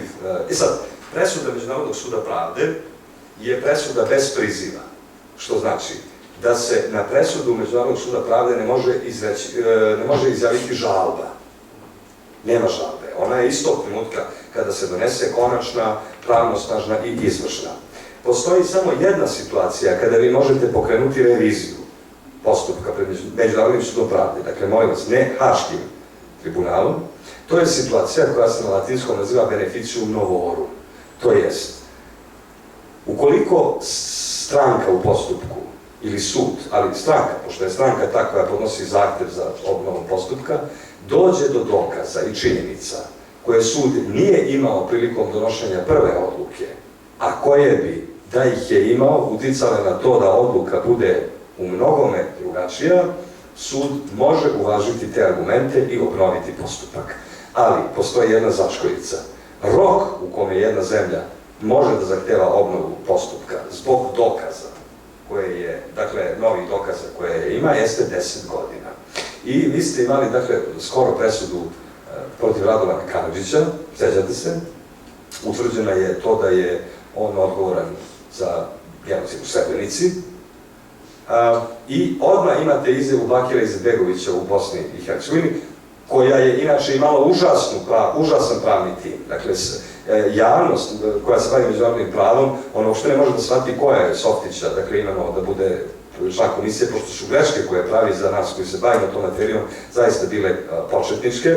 I vi imate odmah izjavu političara koji kažu ova presuda je nešto što će pomoći da Bosna odmah traži reviziju postupka za genocid protiv Srbije. I to je bilo instinktivno, dakle, instant reakcija u Bosni i Hercegovini. Ja moram reći da je to, da presuda Radovanu Karadžiću ne daje apsolutno nikakvu argumentaciju za obnovu postupka. Zašto? Zbog toga što je tužba bila protiv Srbije, a Radovan Karadžić je bio civilni organ Republike Srpske. Dakle, on uopšte nije bio deo vojnih struktura Republike Srbije, nego je bio predsjednik Republike Srpske i on ima nikakve veze sa Srbijom, tako da je to gubljenje vremena i manipulisanje javnosti. Eventualno, koji bi postupak mogao da bude postupak koji bi doveo do revizije, ja sad uopšte ovo ne govorim kao neko ko želi tu reviziju ili ne želi, nego da biste pratili stanje kvalitetno, je postupak protiv Ratka Mladića, pošto je dokazano da je on bio general Jugoslovenske narodne armije i eventualna, dakle, presuda protiv njega bi mogla da bude presuda koja bi mogla da izazove reviziju postupka, ali se to neće desiti. Zašto? Zbog toga što je objektivni rok u kome se može tražiti revizija 10 godina i to je prekluzivni rok, što znači da se ne može produžiti, a izricanje presude, i on ističe negde u, ne znam, avgustu mesecu 2017. godine, dok je izricanje presude Ratku Mladiću predviđeno za oktobar 2017. godine. Mislim, da kažem, to su ti paradoksi sa kojima se... Možda je to nešto što, kako da kažem, nama u ovom trenutku i ne bi trebalo da bude važno, jer je možda i vreme da se prestane sa tim međusobnim optužbama. Vi imate tužbe za genocid koje i dalje su na snazi između Hrvatske i Srbije. Dakle, kao da se tera neki mak na konac, ali mi je dakle bilo važno da imate ove informacije. To je nešto što sa čime vas kljukaju svakodnevno, opravdano ili neopravdano putem medija, pa da biste, na primjer, znali šta je politikanstvo, a šta su realne mogućnosti i ono što je moguće zapravo uraditi pred tim međunarodnim sudskim institucijama. U svakom slučaju, dakle, veoma je važno da postoje te međunarodne sudske institucije, veoma je važno da smo mi dobili tolike presude za zločine koji bi svakako bili ostali nekažnjeni na ovim prostorima i otprilike ja bih ovde danas, ja bih mogao da pričam još 2 sata, ali vidim da ja bih ovde stao, ostavit ću me nešto i za sljedeći put. Ja se iskreno nadam da vas nisam nešto pretarano, da nisam bio dosadan. Teško je napraviti ovakav presek i zahvaljujem vam se na vašoj pažnji. Bilo mi je čast da vam se obratim već vas. Hvala vam.